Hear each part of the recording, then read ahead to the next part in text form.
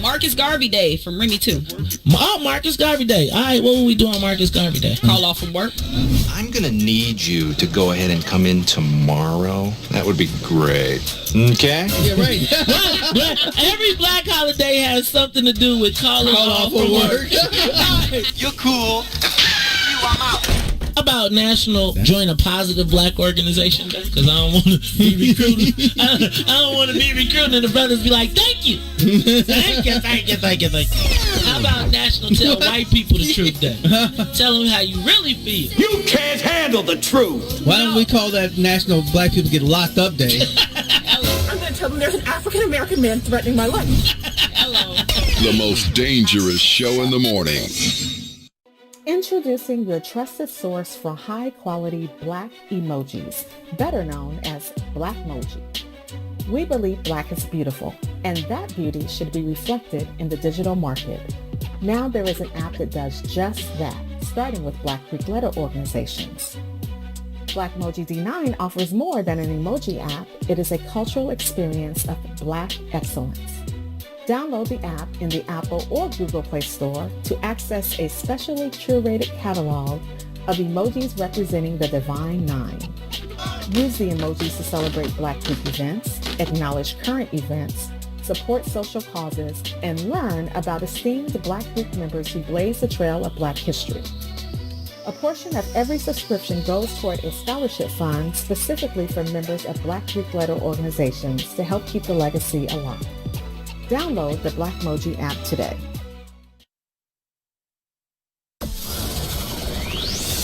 Shop at Black-owned and operated Solo Beauty, where you are appreciated and respected. Located at 8158 South Cottage Grove, Solo Beauty can supply all of your black hair care needs.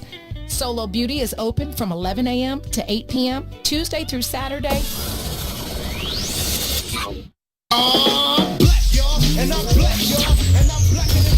TheBlackMall.com and Black Coin presents Buy Black Weekend, November 27th through the 30th, making it easy for you to buy black with amazing black-owned vendors and business owners. This weekend is jam-packed with Buy Black Friday, Super Black Saturday, Award Sunday, and Black Monday, where we are virtually featuring, awarding, and shopping with the most blacknificent black-owned businesses in the Chicagoland area. And they're going to have crazy holiday deals. Visit TheBlackMall.com today and click on the Buy Black Weekend banner so you can RSVP and stay in the know. You can also become a featured business, but register right away before they're gone. For more information and check out our featured businesses, go to TheBlackMall.com. Buy Black.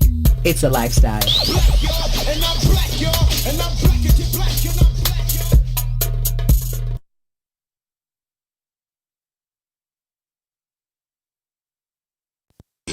You're rocking with the bigs. You already know. Chicago sports. Fires out of the deep left center.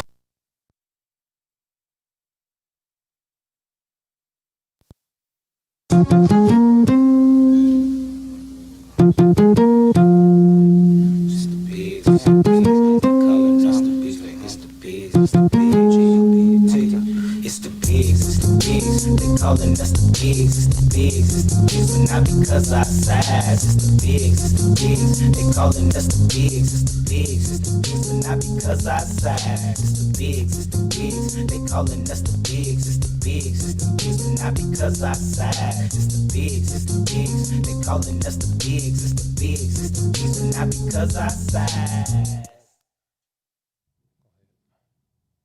It is time to get your Sports Fix Chicago. You are kicking it on the soil with the bigs, man. I am one half of the co-founders of the illest independent sports media outlet in the land, man. Y'all can call me T-Tom. Happy to be here with my partner in crime, man, Eugene McIntosh. You know. How you feeling today, bro? Man, I can't complain. Brother, blessed and highly favored. Woke up this morning. It's finally feeling like November 24th, man. Man, I looked out that window this morning. I was like, am I dreaming? No, you definitely not dreaming. Maybe I forgot to look at the forecast, but I totally was not expecting snow. Man, somebody got to ban the snowman, G. I'm not ready. No, ain't no banning the snowman right now, man. It's feeling like it's finally fall, ready to tap into these winter activities, man. Thanksgiving is Thursday. Yes, sir. It's all about the family. And I see a lot of people not paying attention to Governor Pritzker and Lori Lightfoot's Let me rules. tell you. I rolled past the line for honey baked ham the other day, and it was out the door, around the corner. People are picking up they ham for whatever they doing. It totally don't look like anybody is obeying those rules because that's the way the line looks every year, right? Did you see the airports? I did see the airports. People coming coming from out of the country, leaving the country, going state to state. It's ridiculous. Hey, look, man, I feel like this is what we were talking about back in March. Remember those conversations we had talking about, man, whatever they doing, it totally don't look like anybody is obeying those. We were saying if it lasts, until the winter, good luck, keeping people inside, man, because when it comes to these holidays, people are going to travel. People are going to want to see their families. I just hope that if you are doing that, you don't have to put it on social media, right? Like it don't have to be in your Instagram stories. It don't have to be on Facebook. It don't have to be on Twitter. If you are going, to chill with your fam, just put the phones down. Like, can it be no cell phones this year, bro? Man, you already know if it ain't on Facebook or if it ain't being recorded or if you ain't doing it for the gram, then it ain't happening, bro. Well, look, I'm going to be side-eyeing a few people, man, because we're definitely doing the Zoom Thanksgiving, under the Zoom Thanksgiving Act this year. How does that work, though? Y'all just get on Zoom and just kick it? That's exactly how it goes, man. My family is one of those families that gets together all the time, as you know. You know what I mean? So over the summer, we definitely did a couple of Zoom run-ins. We had a new addition to the family, my nephew. So that was kind of the family's introduction to my nephew Sonny. You know what I mean? The great Sonny. It was my brother holding his son in the camera for like 15 minutes. Like, do you see him? Do you see him? And everybody saying, oh, not exactly what they wanted, as you could imagine, man. But Zoom is definitely a part of the family functions this year, I want to know, I wish we could get a percentage of Zoom Thanksgivings versus regulation Thanksgiving. Ron Rilla, what you doing for Thanksgiving, Joe? We trying to see, because I think Ron Rilla is one of them guys who ain't going off Pritzker and Lori. Man. Oh, no, I'm going to get my plates, man. Oh, yeah. Are you sitting down or are you just pulling up to get a plate? I'm pulling up. I'm going to pull up, get my plates, because a lot of people ain't going to let you sit down. But True. My family definitely going to have them plates ready. Oh, yeah. All right, I can honor that then. You definitely got to pull up on them plates, man. Come on, because what is Thanksgiving without mom's mac and cheese? I need grandmas. I need aunties. Everybody got something different that they specialize in. You feel me? You need them 4 or 5 plates with that aluminum foil on top, man. I'm trying to tell you. And it's kind of weird this year because my family kind of ties the first Christmas celebration into the Thanksgiving dinner. Like, we do a grab bag. Where we pour the name on Thanksgiving, and then on Christmas they get the gift. Dope. That's a whole. We doing it completely different this year. Yeah, 2020 threw a monkey wrench in a few of the family traditions, man. Because over the summer, you know what I mean. I feel like if you were wicked, you still had a good summer. You know what I mean. The winter time is when I feel like the COVID situation is affecting some of my family traditions. You know what I mean. So I'm feeling it. So I know my family's listening. The family group chat has been busting the last few weeks trying to decide exactly what they're going to do.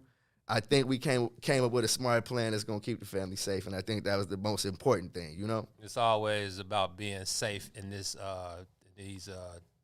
desperate and trying times, man. So if you got to pull up on the fam to get your place, I'm cool with that. Oh, yeah. You got to circulate it, man. You got to keep it moving out here. Do that. A lot of family members probably spread out all over the place. I'm guessing if you got family members all around the country, then the Zoom thing is going to come in handy for you. But, yeah, man, this whole year has been different and trying, So I guess, a Zoom family reunion type of demonstration ain't the worst thing. It could always be worse, Facts, man. And I feel like if you keep it in that perspective, you cool. All right, well. On that note, the good thing about Thanksgiving is it's always some sports on deck. We looking forward to the football games. But we got one of our homies coming in since it's technically the Thanksgiving episode, we won't be here Thursday, man. But we got a few friends coming to join us for the conversation today. Yeah, man. Family and friends edition. Yes, sir. Man. Y'all yes, know sir. what Thanksgiving is about. Yes, sir, man. We definitely got a few people you need to know. But let's jump into a break real quick. On the other end of it, we're going to talk some Bulls with our brother Tony Gill from ABC Sports. Yep. We'll be back on the soil. WIFTVPM. TheBlackMall.com and Blackcoin presents Buy Black Weekend, November 27th through the 30th, making it easy for you to buy black with amazing black-owned vendors and business owners. This weekend is jam-packed with Buy Black Friday, Super Black Saturday, Award Sunday, and Black Monday, where we are virtually featuring, awarding, and shopping with the most blacknificent black-owned businesses in the Chicagoland area. And they're going to have crazy holiday deals. Visit TheBlackMall.com today and click on the Buy Black Weekend banner so you can RSVP and stay in the know. You can also become a featured business, but register right away before they're gone. For more information and check out our featured businesses, go to TheBlackMall.com. Buy Black. It's a lifestyle.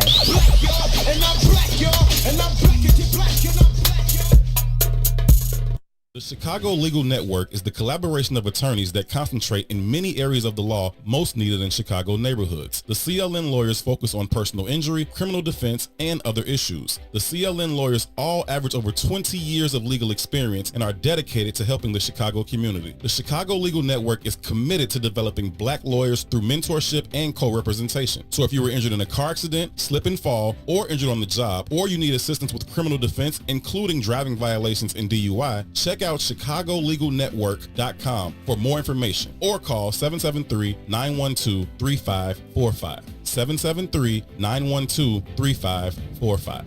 We out west with it, where we live illegal, leaning off a leader, riding regal, tipping scales like Libras. Inhale, no L's, pulling out blocks like Jenga. In the rear of a Caprice's Billy Rims, flicking decent nonetheless. Nothing less than tens for the speakers. You'll hear us before you see us with beats that beat the streets up. Yeah. So try and keep up and keep it low key, cuz police try and treat us and keep us on a leash, cuz that's how they see us, thinking we nuts. Cuz we'll die for the ground beneath us, because this land made us. This land made of players that stay on paper. That's how we came up amongst the mayhem to the day when we display what we made of. The game could never change us, the West Side teachers. On these streets where you find that D before G. We out west with it, back down, trying to flip a dollar. If you looking, then we got it, you just gotta been a plot. We out west with it, riding clean, wetter than the sea. On the scene with a full tank, blowing AC. We out west with it, I'm posted, let me know what y'all on. Cause if y'all get on something, then just hit my phone. We out west with it, yes sir. Hustle for every penny in the trenches, but we turn struggle into stress. Smell the grind in the air, take a whiff. Only the nose knows the aroma. Compose the money rolls that fold up, holding cold cups. Searching for those that got the purple O's for the $4. And we could go nuts and stay at the stove like grocers, and post up with O's on the table like coasters. That's how the game coached us, made us all in the soldiers. Now that dough is the focus, so know that we own this. Molded by the hood role models, riding good, the latest model, drinking good, raising bottles like we just missed a pothole. You got to know that it's impossible to stop our flow. We've seen it all from watching cops reload 30s a dro while drinking the night away until the block got slow. You'll know as soon as you see us, we the ones laid back in the cut. My demeanor seems to always get me up. We out west with it, back down, trying to flip a dollar. If you looking, then we got it, you just gotta been a plot. We out west with it, riding clean, wetter than the sea. On the scene with a full tank, blowing AC. We out west with it, I'm posted, let me know what y'all on. Cause if y'all get on something, then just hit my phone. We out west with it, yes sir. Hustle for every penny in the trenches. We are back on the soil, kicking it live from the West End for the Black People Media Studios. Getting ready to talk some Bulls with our guy, Tony Gill. But, man, you know, before we do anything, Gene, let them know what the rules are when they kick it on the soil. Man, you already know the rules, man. We need y'all to smash that like button, smash that comment button, smash that share button, man. Join the conversation and help us continue to push this culture forward, man. If you like and want to support the brothers, man, you see the gold star at the bottom. Hit that gold star. Send the brothers some stars. Show us some love. 1 star, 10 stars, 100 stars, 1,000 stars. I always see them ballers out there on the line, man. So send us 10,000 stars, man, and help the brothers get money out here, you know? Yes, sir. Yes, sir. Listen to the man. He's not going to lead you wrong, man. Without further ado, let's go ahead and talk some Bulls with Tony Gill. He covers the Bulls and is the executive podcast producer at NBC Sports Chicago. He's the big certified as well, man. Tone Bone, you in the building? What's good, fellas? How y'all doing, man? There he is, the Yes, man, sir. the man, the myth, the legend. How you feeling, brother? Ooh. Man, good, man. Appreciate y'all having me on. I always, follow you guys' work on this show, man. It's very entertaining. So thanks a lot for giving me the shout out, bros. Absolutely, Tony, man. Definitely happy to have you on. It's been a minute, man. I miss you, bro. I can't front. This pandemic is kind of throwing a monkey wrench in It's things. whack. It's whack, Tony. But we know they don't stop the grind on your side, man. How are things going? Man, it's going well. During the pandemic, I haven't been able to, go to any games or, head down to our NBC studios just to, link up with ideas and stuff. So that's been kind of difficult. But, you find different ways to grind it out. So we've been Zooming it out. You know how that goes. Absolutely. Still doing what we got to do to give people this, their news and their content on the podcasting sector. So, the grind never stops. You already know. Absolutely, man. We finally have some stuff to talk about. I feel like at the beginning of this, we were wondering, what was going to happen with the NBA season, especially the Bulls. After now that we're on the other side of the bubble, they finally got a draft in. The Bulls are definitely one of the teams that have kind of shook things up since we last saw them, man. No more guard packs. Arturis and Mark Eversley are finally putting their flag in the ground over there, on the west side. And they finally made a draft pick, man. Patrick Williams is the newest member of the Bulls. Off top, what was the first thing you thought when you heard him, say that, with the fourth pick, the Chicago Bulls are taking Patrick Williams from Florida State University? It's funny. On the Bulls Talk podcast with Jason Goff, Casey Johnson, and Rob Schaefer, I remember off air, maybe about a week or so before the draft, we were talking, and Casey Johnson was like, I think they may go Patrick Williams here. And we're all kind of like scrambling because nobody had really done any, in-depth research on Patrick Williams. It was all, around, Denny or Killian Hayes, those type players around there, because that's what we assumed, that they were looking for more of a playmaker type player. So I knew that was going to be the pick probably, a week or so before. And it was really weird because you had to readjust, because as a person that covers the Bulls, a person that was a Bulls fan, you're so used to the way that GarPax does things that you have to readjust on how this regime is going to do things, and they're going to do things differently. So it wasn't a reach for them. They felt like they got a good player at 4. A player that they feel confident will develop into the type of player that they want, in the style of play that they want. They weren't just, looking for, the best available talent, albeit that is what they were looking for. But they're also looking for a player that they can grow and develop in terms of the style that they want to play as well. So when they made the pick, you look up his highlights and, what he can bring skill-wise to a team. I mean, at least from the early onset, it doesn't look like a bad pick. It looks like something that they can mold into what they want to be.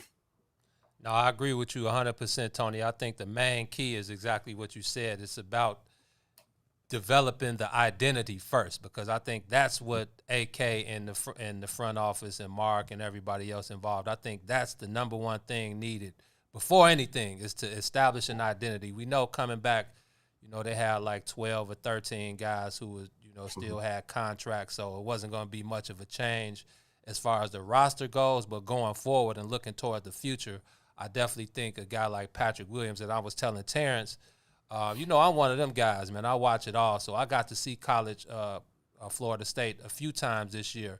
And Patrick Williams was one of those guys who picked up full court. He gave 100% work ethic. I see a lot of people talking about, well, man, why would we pick a guy who didn't start, you know? And I felt like Leonard Hamilton said something that stuck out to me. It was like, well, yeah, he didn't start, but he finished. And I think that was the main point that was taken from that whole interview. So I think going forward, if this is the identity that AK and Mark Eversley and those guys want to present to the rest of the NBA for the Chicago Bulls organization, which with Mo Cheeks, who I think can aid and assist Kobe White and can give those guys what, even though they were top of the league in a couple of defensive categories last year, I think that Mo Cheeks and Billy Donovan can definitely help those guys, you know, take it to the next level. So I'm interested to see what way they develop Patrick Williams and, you know, who else is around to not develop around him, but, you know, if they're going to keep Zach, if they're going to keep Lowry. Personally, I think Zach should rotate, let him go somewhere else, do his thing. Lowry and Wendell, they can kick rocks. I think Kobe White is cool. I think he can take the next step forward, but I think that's the building block right there. Tony, I want to ask you more about Zach LaVine a little bit later, but as far as Patrick Williams goes and him being the number 4 pick, I feel like the question that is going to be floating around his maturation is, okay, even if he's good, can we have is he going to be a great player? You know what I mean, is he going to be one of the great players from this draft if this draft has any great players? I don't, Tony, and you come after me. I just want to, you know, real quick. And it's hard to say because every now and then you can see one or two of those guys who you know will be star players in this league. I just don't see, especially from the top 5 with Wiseman, LaMelo, Anthony Edwards, Patrick Williams. I don't know who was 5th, but I'm not sure if I see star in any of those guys just yet. Now, there could be a case of the Jimmy Butler factor where, absolutely, you know, 6, 7, 8 years down the line, these guys grow and develop into those type of players. But right now, I can say I just don't see it, but that's just me, you know. In terms of, you know, star player, I mean, we said the same thing last year in last year's draft. We're like, oh, it's only a 2-player draft, but a lot of decent players came out of that rookie class last year, and I think it just goes to the type of, I mean, what's the name of the show? You know, the soil and the breeding ground that you have at an organization to help grow and develop a player. When you talk about Patrick Williams, in terms of, you know, youth, he's one of, I think, the youngest collegiate pick out of the entire draft. So he's still young. And you look at, we were searching for kind of like where Arturis and Mark Eversley were thinking. All their moves leading up to this point were relatively easy, right? You fired Gar Paxson, you fired Jim Boylan. Those are kind of givens. Those were real easy moves to make. No brainers. Right. The draft was the first real sense of who they are and how they want to build. And free agency. We looked at Garrett Temple, their signing. And you look at the rosters that they just recently came from with Denver and Philadelphia. Look at their rosters. They're looking for, when you look at their rosters, they're typically, the guys in their rosters like between 6'4" and 7 feet. So they're looking for very switchable, very maneuverable players that can play multiple positions. Right. They're not looking for specialists, and that's something that the Bulls have had issues with prior, is getting these specialists and trying to fit them into, you know, a certain system. And the way Arturis and Mark Eversley has kind of tipped their hand with their one lone free agent signing and the draft pick of Patrick Williams is they're looking for guys that can do multiple things and not just one specific thing that you kind of add on. And I think that's a very solid base on how to build a team. If Bulls fans are concerned by Arturis taking a 6-man off the bench, they're not getting the full scope. This isn't going to be a quick turnaround. Like this. You're sadly mistaken if you think this is just a 1 or 2 year, and then we're back in the Giannis, conversation. Like, no, it's gonna take a couple seasons to actually build this correctly. And their selection of Patrick Williams showed that they're willing to put the work and time in to grow this correctly. So when it's time to go into a free agency summer, that they'll be ready to go and they'll have something to present. Man, Tony, I definitely want to make sure I respond to what you just said. I think you just dropped a lot of gems. But let's take a quick break. We'll be right back. You're on the soil. You're kicking it with the bigs. WIFTVPM. Introducing your trusted source for high-quality black emojis, better known as Blackmoji. We believe black is beautiful, and that beauty should be reflected in the digital market. Now there is an app that does just that, starting with Black Greek letter organizations. Blackmoji D9 offers more than an emoji app. It is a cultural experience of black excellence. Download the app in the Apple or Google Play Store to access a specially curated catalog of emojis representing the Divine Nine. Use the emojis to celebrate Black Greek events, acknowledge current events, support social causes, and learn about esteemed Black Greek members who blaze the trail of Black history. A portion of every subscription goes toward a scholarship fund specifically for members of Black Greek letter organizations to help keep the legacy alive. Download the Blackmoji app today. Dame Lillard, and I'm rocking with the bigs. Hey, this is Jason Kidd, and we're rocking with the bigs. I'm Chris Bryant from the Chicago Cubs, and I'm rocking with the bigs. This is Mark Cuban, Dallas Mavericks. You're rocking with the bigs. You are back on the soil. We are talking Bulls with Tony Gill of NBC Sports Chicago, man. Before we went into that break, you mentioned Garrett Temple, who is right now, I believe, hey man, the Bulls' lone free agent signing. They did sign undrafted free agent, the kid Dotson. From the Burbs. Finally getting a chance to come back to the crib. But I want to ask you guys about Garrett Temple, because one thing Gene, I feel like, has said consistently over the last few weeks when we talk about the Bulls is they don't have an OG. Like, they don't have any veteran on that roster to kind of anchor a culture. You know what I mean? And I'm wondering, is Garrett Temple that guy? Like, do you feel like Garrett Temple ain't that guy, man? But I'm wondering, is that why? What is his role? You know what I mean? Why did the Bulls sign him? Tony. Well, I mean, they had Thad Young on the roster. He was, seasoned, but I think the Garrett Temple signing was interesting because not only is he a veteran in the league, he's also a veteran in the way that they want to play. I mentioned before, we went to break. You look at the Sixers and the Denver roster. The Denver roster, obviously, because that's where our tourists came on specifically. I mean, you got guys like Will Barton, Mike Beasley, who was on last year's roster. Noah Vonleh, like guys in PJ Dozier, guys in that 6'5", between 6'7", 6'8" range, and that's the style that they want to play. And also, his contract is manageable; it doesn't hamper you for any long-term commitment money. They wanted to bring in a guy. What was it? What was it, like $5 or $6 million or something like that? Yeah, $5 or $6 million for like a year, a season. Yeah. Like it doesn't hurt you financially, but it's a guy that helps formulate this roster into how they want to play. And having Billy Donovan there to kind of coach that up, who came from a situation where they were very switchable, albeit Chris Paul is a smaller guy, but defensively, Chris can guard a couple of positions as well. So the signing of Garrett Temple was more of a look. He's the average player that we would like on this roster. If we can get a roster full of 6'5" to 6'7" dudes, that's where we can just switch everything.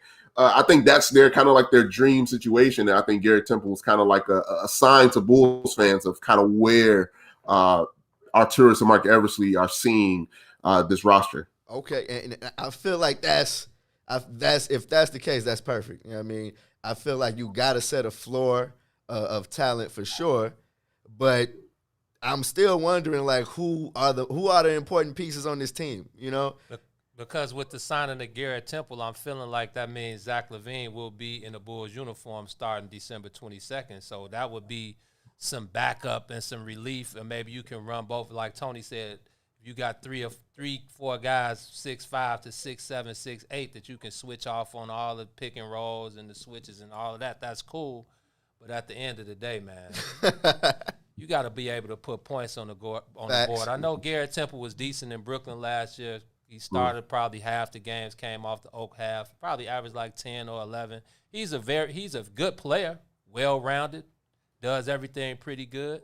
But again, I still think the problem is the talent on the roster. I think those guys are regulation at best. I don't see them being any better. But see now, I feel like it's still in the air. I feel like Arturis may agree with you still. Right. You feel me? I think that's how he may feel about this roster. You know, because I told you the only tie that I was interested in seeing was, you know, how he felt about Kobe White, and he drafted a guy from North Carolina, a guy that has a relationship with Kobe.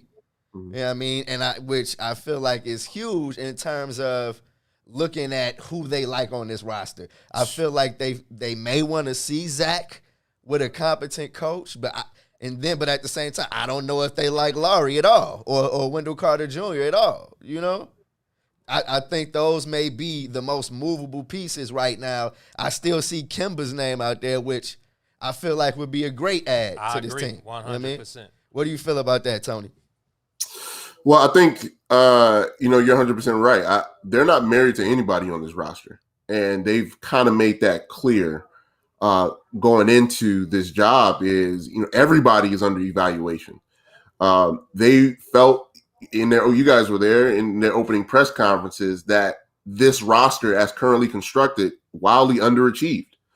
So their goal, I think, for this specific upcoming season is just to see if we put them in the best case scenario, the proper coaching, the proper, training, what we feel that can benefit players on all standpoints, mental, physical, all of that. If we put them in the best position possible, how good can they be? And then we'll take the evaluation from there. This is a wait and see season for this Bulls team. I don't expect them to make the playoffs.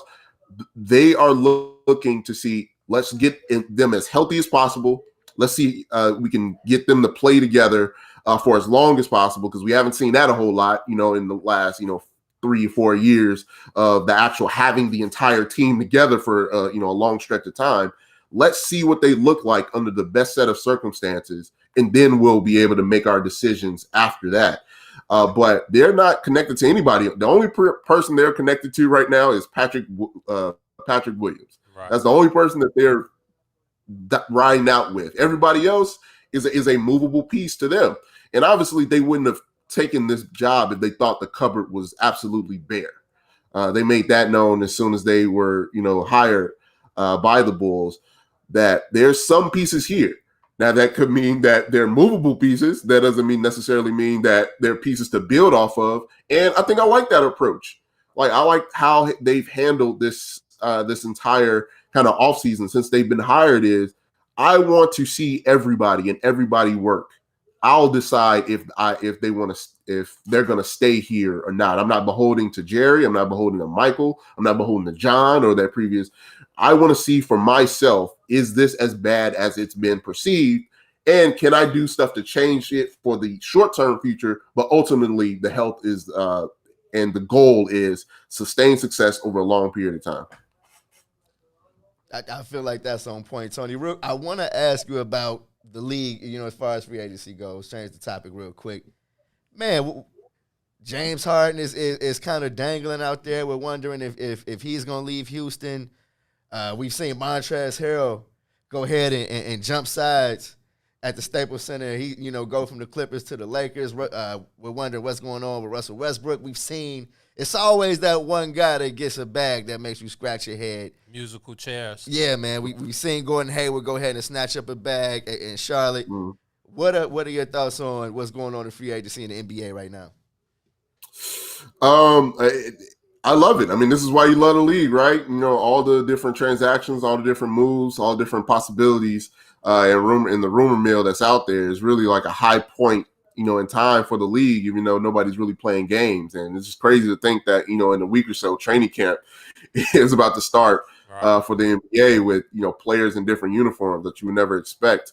But just kind of go quickly over, you know, the specific people and teams that you mentioned. I think it's more likely that Houston stays pat with Harden, Westbrook, and now DeMarcus Cousins. I think kind of move. Even with Harden turning down that bag, he turned down being the I think it's more likely in NBA history. He's still under contract. It's like this guy don't want to be here though. That's cool. Yeah, I mean, if you look at the teams that, you know, that he has on his list and teams that are rumored to be connected with Harden, I think it's harder than people think, like especially the Brooklyn move, because as we saw right now, the league isn't doing big threes anymore. They're doing big twos and leaning more to spend that money on team depth and not just having the super powered three guys. Teams. And I don't know, right? I don't know if Brooklyn wants to do that,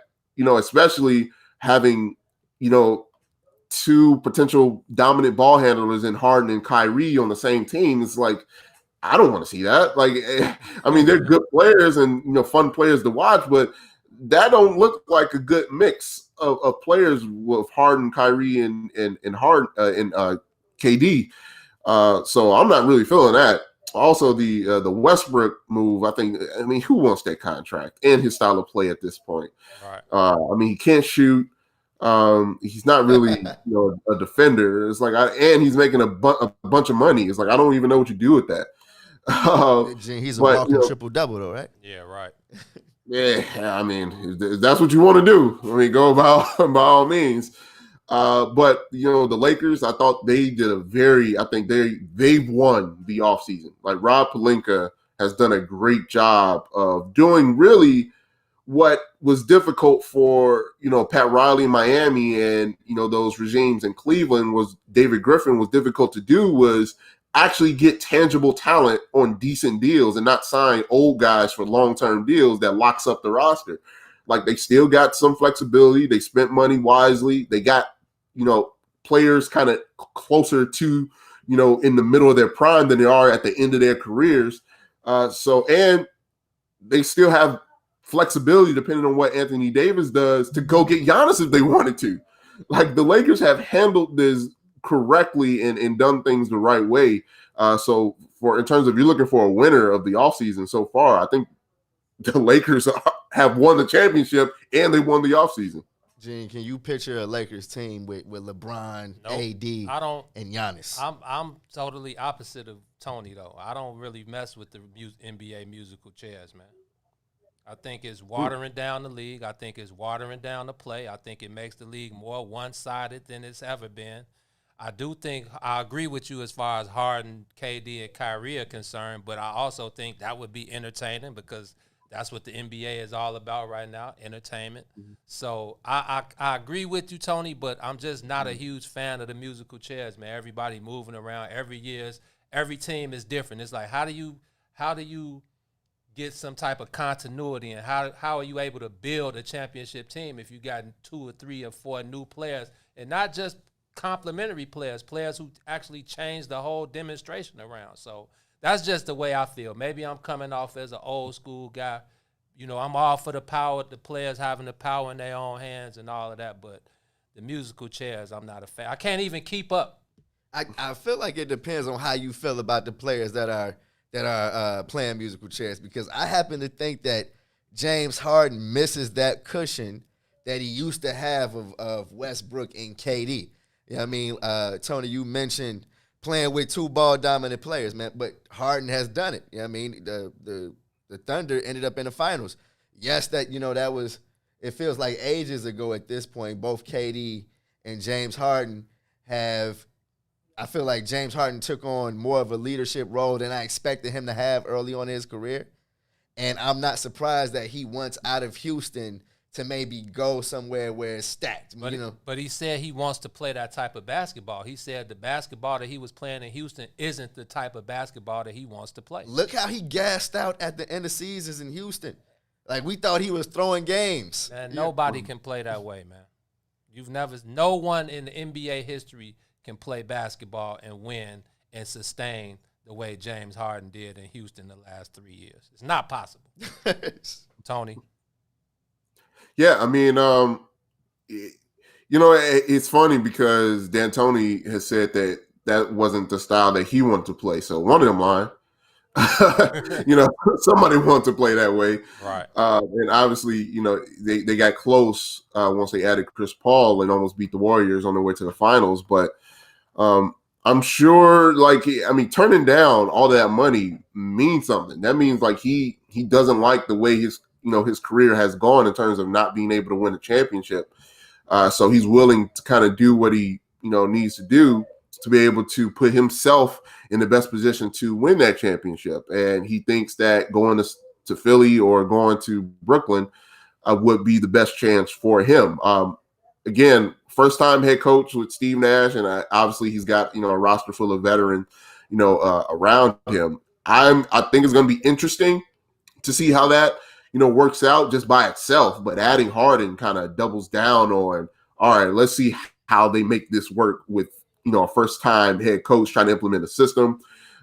Defensively, I don't know how they're going to beat him. It's going to be a turnstile in the backcourt. You already know it. You already know it. Yeah. So, but that is an interesting move. And Gene, to your point, about the musical chairs, I think it makes the league kind of like an all year round sport with the musical chairs in the off season, where it keeps the interest in your league even when you're not playing. And I think the NBA as a league loves having that attention even when they're not playing games, especially at a time like now. Right, especially at a time now, where everything's kind of up in flux. Yeah. Still, you want to have interest around your league. So by the time the season starts, people are anticipating these matchups in these games. But I do get how you feel. I mean, how are you supposed to fall in love with a team? That how can you name a team, right? That has different players. Like, you're not getting, those old Knick teams or, those, Portland, the Jailblazers. Like, you're not getting to nickname the team because everybody's on a different roster every year. So I get that point, and I completely, agree with that. But hey, man, guys got to get their money. The players are more empowered than ever before, and they're going to do what's best for them and and their families, and if that includes leaving maybe a more beneficial team aspect for hey, I just got to go get the bag right now. I mean, I got to understand that. Yeah, I feel you. I feel you 100% on that one, Tony. I just think that when we see these 50-point blowouts and these 40-point blowouts on the regular. I'm about to say on the regular. On the regular. I mean, that's just here, though. Say that again? No, I was like, that's just in Chicago for the last couple of years. Oh, wow. Yeah. Shots. No, man, you made some great points right there. I'm interested, though. I'm from the old school, so I'm interested regardless. I think real NBA fans are interested without all the extra theatrics. But I think when you're trying to continue to grow the game and bring in new fans and excite the youngins, I think exactly what you're saying is right up the NBA's alley. So, hey, man, December 22nd, I'm ready. I love some hoop. Absolutely, man. Tony, we love every time you're able to come and jump down on the soil and talk with us, man. We definitely are looking forward to the next time we get to do it in person, Official family. Yeah, no doubt. Anytime, guys, just let me know. Appreciate it. Absolutely. Hey, Tony, real quick, let the people know where they can find you on social media. Yeah, you can follow me on Twitter and Instagram at @TonyGill. Follow me there. I like to respond to the people and have some fun conversation. So just follow me on there. Absolutely, man. Thank you, Tony. Tony Gill is definitely somebody y'all should know. He covers the Bulls and is the executive podcast producer at NBC Sports Chicago. Boom. Thank you for jumping on with us, man. We're going to dive into a break real quick. We'll be right back on the soil. WIFTBPM. Introducing your trusted source for high-quality Black emojis, better known as Blackmoji. We believe Black is beautiful, and that beauty should be reflected in the digital market. Now there is an app that does just that, starting with Black Greek letter organizations. Blackmoji D9 offers more than an emoji app. It is a cultural experience of Black excellence. Download the app in the Apple or Google Play Store to access a specially curated catalog of emojis representing the Divine Nine.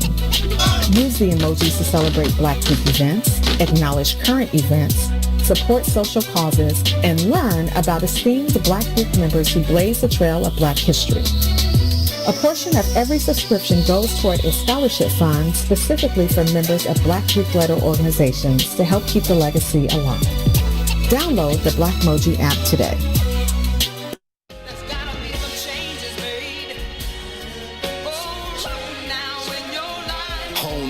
Fuck be making niggas think they can fuck with me. Stay with a small circle to ensure I stay sucker free. Peace to the niggas rockin' those that truly got love for me. To the women that be lusting me, they dreaming of fucking me. Lick your fingertips and rub your clitoris and let my voice bring you the climax. My raps is more real than any 3D or IMAX. Listen and digest this fly shit like Venus flytraps. Side-eyed niggas that speak on my city, you Chirac. Niggas love glorifying stupid shit, the useless shit in front of cameras, goofy capping, act as if you used to shit.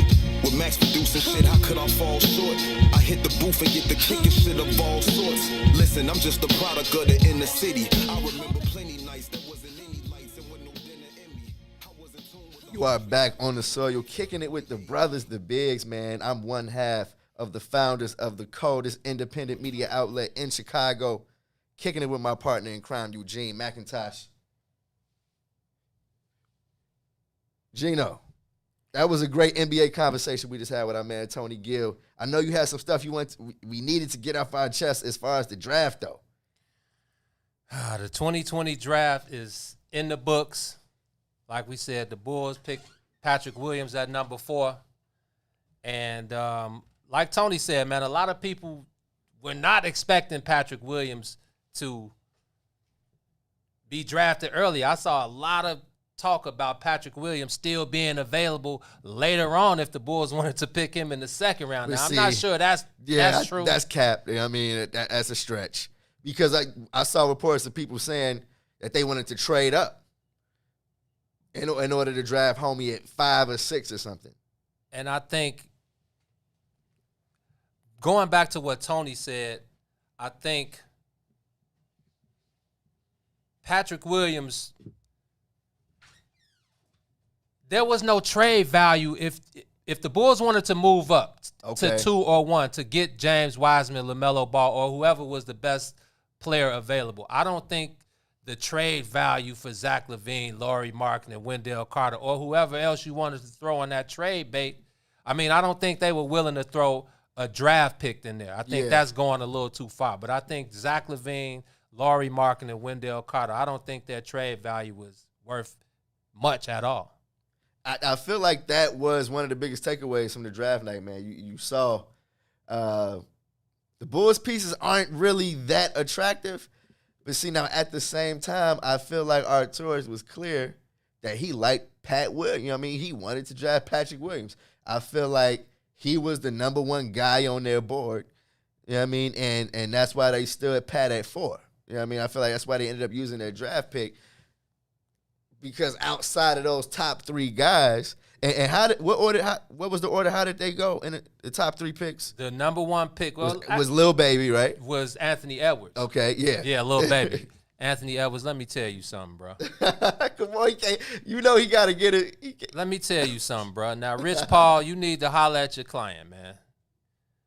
Get your feet wet in the NBA before you start talking about dropping bars and taking shots at Damian Lillard's bar. It's like, come on, bro. Come on. I mean, and then he dropped the video where it just looked like it sounded like he was just mimicking one of the little, you know what I mean, one of those guys, the Baby, excuse me. You know what I mean? So he went number 1. Anthony Edwards went number 1. I think Anthony Edwards is a tremendous talent, and I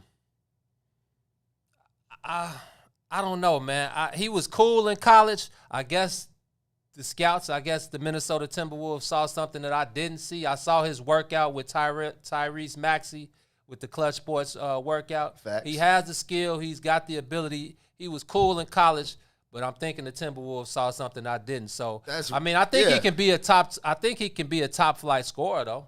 I wanted to ask you about that because we didn't hear a lot of talk about the first pick. We heard a lot of talk about Wiseman and LaMelo Ball, but Anthony Edwards was kind of the consensus number one pick for the for most of the time. You know what I mean?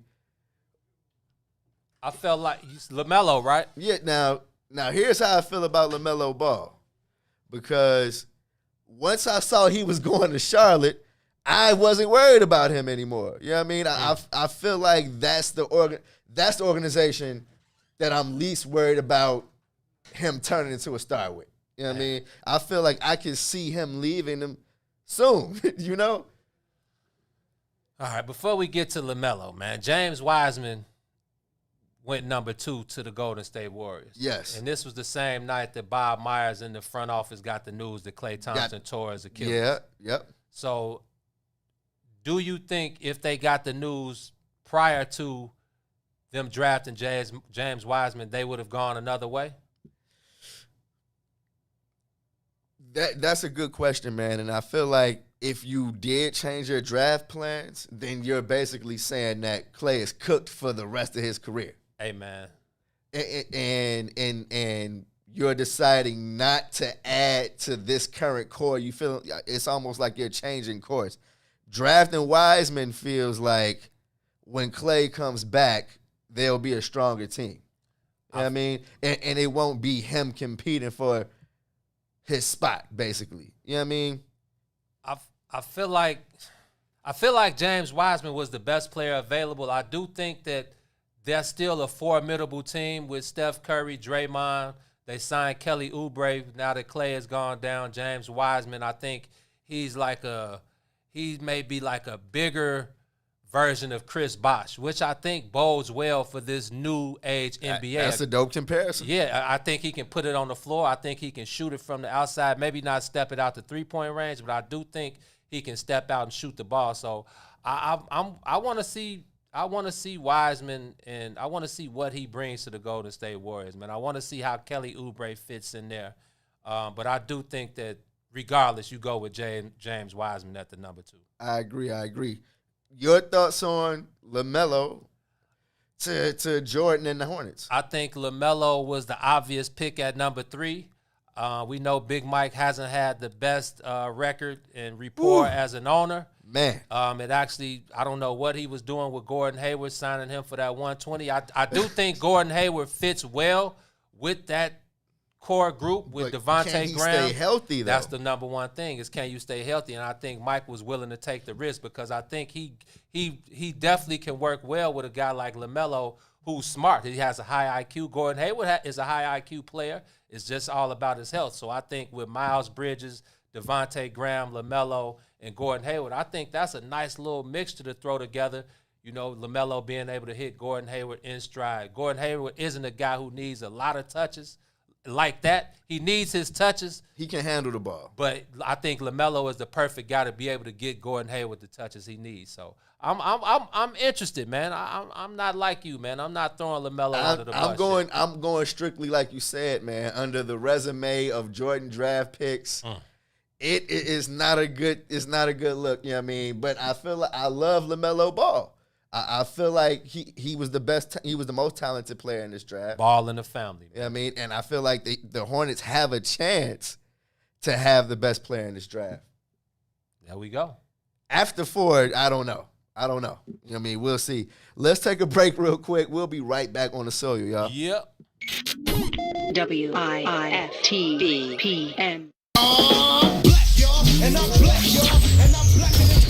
TheBlackMall.com and Black Coin presents Buy Black Weekend, November 27th through the 30th, making it easy for you to buy black with amazing black-owned vendors and business owners. This weekend is jam-packed with Buy Black Friday, Super Black Saturday, Award Sunday, and Black Monday, where we are virtually featuring, awarding, and shopping with the most blacknificent black-owned businesses in the Chicagoland area. And they're going to have crazy holiday deals. Visit TheBlackMall.com today today and click on the Buy Black Weekend banner so you can RSVP and stay in the know. You can also become a featured business, but register right away before they're gone. For more information and check out our featured businesses, go to theblackmall.com. Buy Black. It's a lifestyle.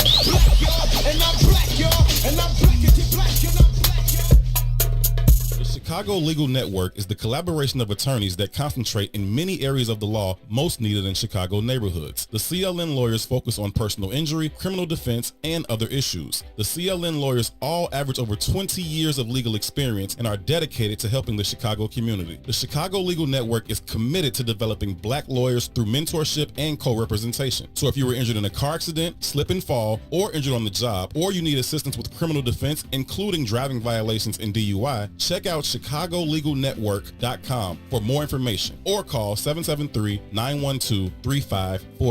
773-912-3545.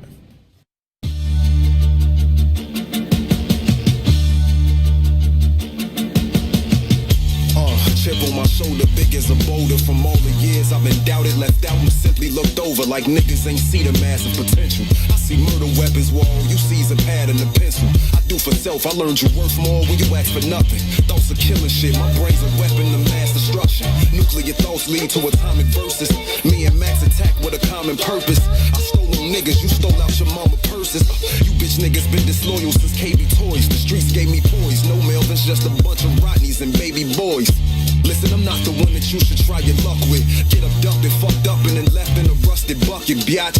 Sick train of thought, only y'all can conduct it. Just when they thought I was dusted and not a touch, I adjusted, and bounced back like I had Spalding on me. I am God, the clouds open, now the sun's rays is falling on me. To the heavens is calling on me, my shit gon' be elite. Your shit is mystery meat, you say it's beef, but it's all baloney. And fuck these niggas and all they homies, they all is phonies. I'm riding till the wheels fall off this bitch and it's stalling on me. It's alarming these rappers think that we all in the same ballpark. Fuck y'all thought the disrespect is appalling. Standing over the witch's cauldron, concocting murderous plots to help me further my spot. Guess you can say I'm stirring the pot. Heard a lot of niggas think they fucking with the overlord or going overboard. Potent dope that's spoke from vocal cords. The key to success is possessing a gift that can open doors. Therefore the flow is nasty like infected open source. You a knight in rusted armor, equipped with a broken sword. Throwing rocks at a fire breathing dragon, provoking wars. These is more than rhyming words, my nigga. The ocean floors, but yet I'm barely scratching the surface. Trust me, it's more to come. So motherfucking hot.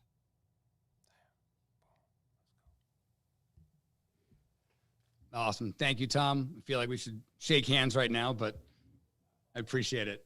Thanks for the kind words. I want to start out by saying a few words about Theo. I tried to think of the best way to summarize our relationship. And, frankly, I really struggled to, wrap 17 years in 2 cities into a few succinct lines. I realized that those flashbulb moments, the LCSs and the World Series and the parades, those are just a few days of the thousands of days that we work together. So I started thinking about how we interact on a day-to-day basis. And the simplest way I think you can describe our relationship is that we actually designed our office space to have more time together. We were really fortunate with Sloan Park and with the office building here at Wrigley that we were able to design our offices. And what we did is we had sliding walls on both sides and then a small sitting room in between us so that we could basically yell back and forth and talk throughout the day without ever leaving our chairs. I will miss the ease and the trust and the shared history of that dialogue. I'll miss the arguments about players. I'll miss reliving painful losses from 2003 or draft mistakes from 2006. We never, ever seem to talk about any of the good moments. I'll miss the daily wagers that never get paid off. I'll miss hearing about your latest 47-yard field goal attempt. I'll miss the random mid-'80s references to the Patriots or early 90s to the Celtics. I don't know what my life is going to be like without anyone comparing players to Mosey Tutupu or AC Earl. I'll miss calling you Al Davis once a week when you walk in the office in a sweatsuit. I'll miss all the laughs, almost all at my expense, as you guys know oh too well. I'll miss shutting those sliding walls whenever Theo plays one of his 2 songs on the guitar. I could go on and on, But the truth is that I will miss all of it. It's been a wonderful run, 3 rings, 2 curses broken, and 1 lifelong friendship. My friend, I can never, ever thank you enough. It's been amazing. That was Cubs' new president of baseball operations, Jed Hoyer, showing much love for ex-Cubs president of baseball operations, the great, legendary Theo Epstein, man. I think Jed just signed a 5-year extension. Well, not even extension. He signed a 5-year contract, which goes into 2025. His first as president. Yeah, man, and I think Cubs Nation is going to be very happy with the way Jed comes in, does his own thing. He's been Theo's right-hand man for the longest, and I think it's definitely time, like Jed said, this was always a dream of his. This was always the family's dream. And I think now is the perfect time. It was the perfect time for Theo to exit stage left. And I think now is the perfect time for Jed to come in with things. With the Cubs, like we saying, being the lovable losers, now they're expected to be a playoff team every year. I think now is the time for Jed to implement his system and take this thing into the next level. Man, you know what's interesting, G? I thought that was Theo for a second. I had to look at the screen. I tried to tell you. I think people don't realize, man, that Jed is even better at that than Theo, I think. He went in. I mean, that I feel like that was a great intro. I'm interested to see how who Jed Hoyer is as a president of baseball operations, man. I feel like Theo gets a lot of the credit and well-deserved for what went on in 2016. But the first person to bring the commissioner's trophy out of the locker room, you know who it was. The guy that brought it back to Chicago. People don't realize, man. Go ahead. Was Jed Hoyer. Right. You feel me? Right. So I feel like behind the scenes, he may have had a bigger voice than people realize. You know what I mean? We saw when Theo said his goodbye, is that they've been anticipating this moment for years. Like Jed has been getting ready for yesterday for like a year or two. You know, and I feel like, and if you're a fan of the Cubs, you have nothing to worry about. You know what I mean? I feel like the Cubs are gonna keep on trucking. It's gonna be more of the same as far as management goes, and the Cubs are going to continue to move further away from that lovable losers moniker. Man, I feel like this is an organization that teams have been trying to emulate, you know what I mean, over the last few years. Some teams maybe done it better than the Cubs, but there's no doubt that what Theo did with the Cubs basically spread throughout his philosophy, spread throughout front offices throughout the entire league, you know what I mean? And Jed Hoyer is in that same exact mode, I feel. Yeah, I think what Tom Ricketts needs to do is don't put the cuffs on him, man. Open that pocketbook up. I mean, there are a lot of things that we don't know going into this next year. We're not sure if they're going to be fans in the stands. We're not going to be sure, if the DH is coming back to the NL. There's a lot of things that we're unsure about, which, play into which way the Cubs go next season. So I think if Tom Ricketts takes the handcuffs off of Jed, which I think even though, the last couple years didn't go the way Cubs Nation planned, and there was a lot of talk about the Ricketts being cheap. And, they spent $1 billion, renovating Wrigley Field and turning Wrigleyville into Rickettsville. Come on, like they trying to get their bread back. They trying to get their bread back. So I think that was the reason why. It is crazy to hear that this rich, this overly rich mug is just trying to get his bread back. Hey man, you don't get rich by spending your bread, by continuing to spend your bread. You gotta have to double that up somehow. So I think that was the bottom line in the Ricketts eyes. They did what they needed to do as far as the players and the personnel and those things were concerned. But I think now, they were trying to get their bread back. You saw Wrigley Field. You saw Wrigleyville. That's a total different ball game. It's a country club now, man.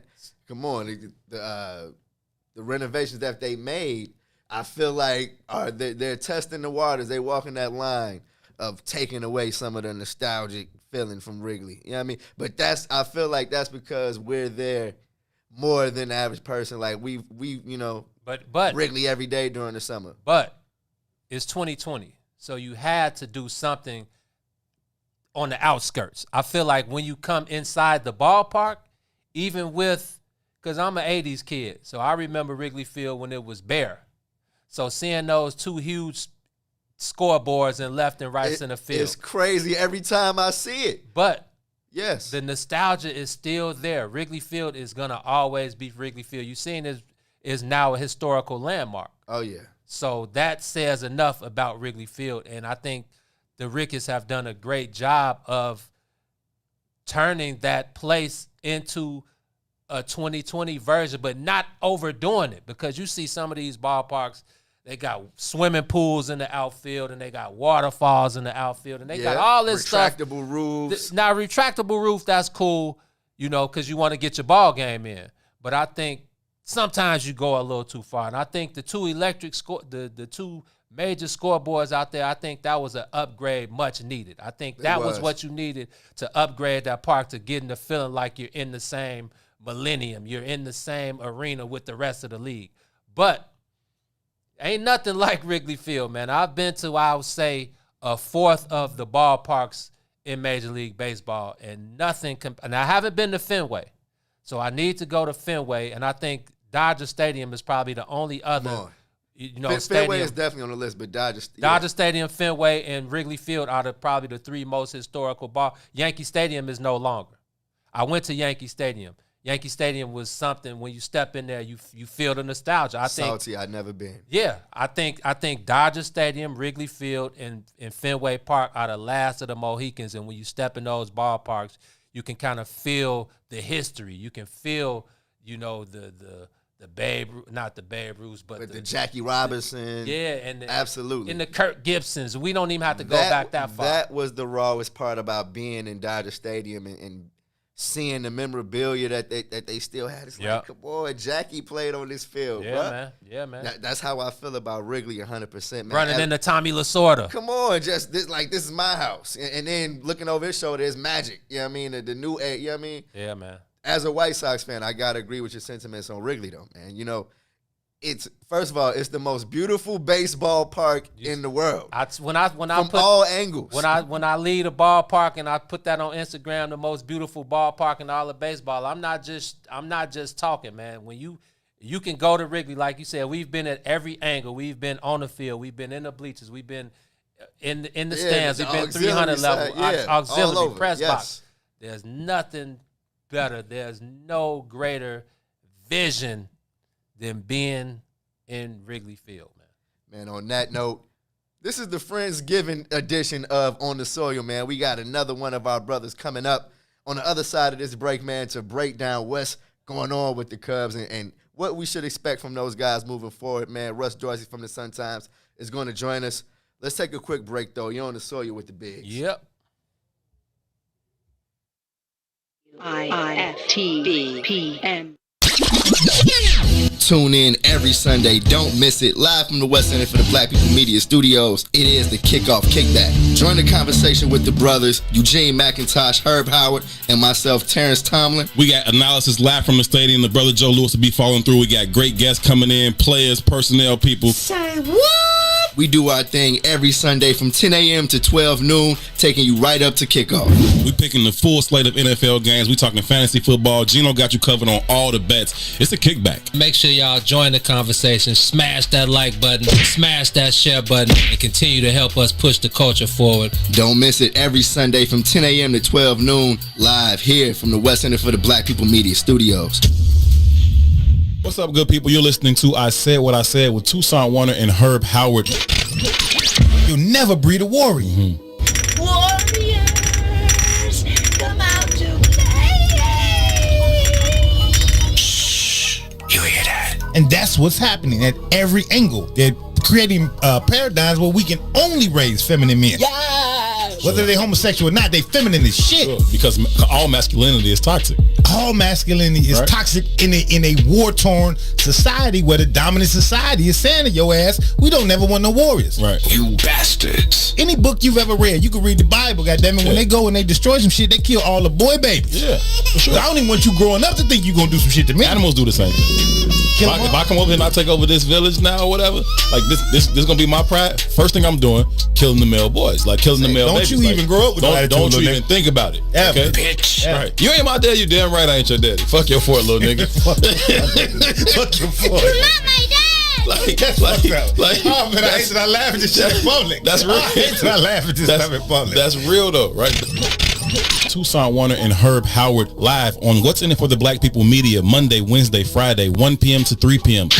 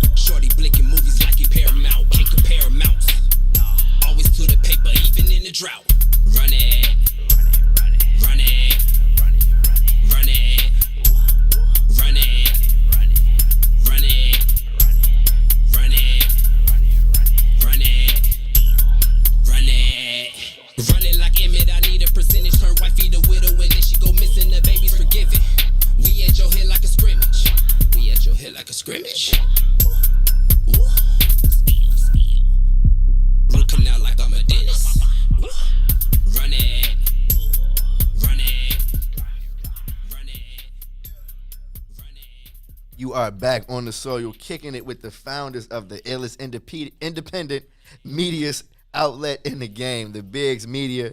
You're getting your sports fix today, man. We're doing our thing. Had a great conversation with the one and only Tony Gill, talking Bulls. Shout out to Tone Bone, man. Absolutely, man. Now it's time we talk to one of our guys, man, the one and only Russell Dorsey. He is the Cubs beat writer for the Chicago Sun-Times. He just wrapped up his first season on that beat for the Sun-Times. It's not his first year on the beat. He's been doing this thing for a couple of years. Russ, man, how you doing, bro? Thank you for coming down on the soil with us. My brothers, it is good to see y'all. I am doing very well. How y'all doing? Feeling good, man. Definitely happy to bring you on, man. It's been a minute since we talked, man. It's always good to see you, bro. Feeling godly, brother. Absolutely. T, I gotta pick a bone with Gene real quick. So last month, Conway dropped his album, and I saw you on Twitter hating on the production from Hit Boy, bro. What's going on? That was Benny. Oh, Benny's album? That was Benny's album that was produced by Hit Boy. You like Khan's album more than you like Benny's album? To be honest, yeah. I like From a King to a God more than I like what was Benny's album called? Burden of Proof. Burden of Proof. I think Benny's lyrics were top notch. I just wasn't feeling the beats like that. I'm not a Hit Boy fan. They went too mainstream? Not even that. I mean now you taking me in my industry. Oh, you took it now. I'm sitting there ready. I'm like, this is where it's a good place to go, Russ. You know I got 15. Come on, Russ. So Hit Boy is the manufactured super producer. This is what music industry labels. This is what they do.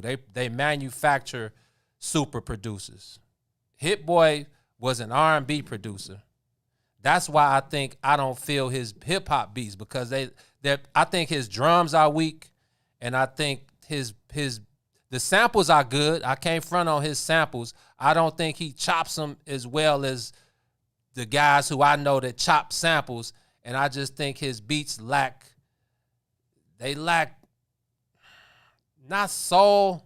I think they just lack that bump that I'm used to. Edge, that Griselda edge. Not even the Griselda. It was less grimy. It didn't have that Griselda grimy feel that all of Benny's albums before had. So in that part, I agree with you. Yeah, but it's not necessarily that I was even looking for like Alchemist or Derringer or that grimy underground, like Conway will call it, spooky sound.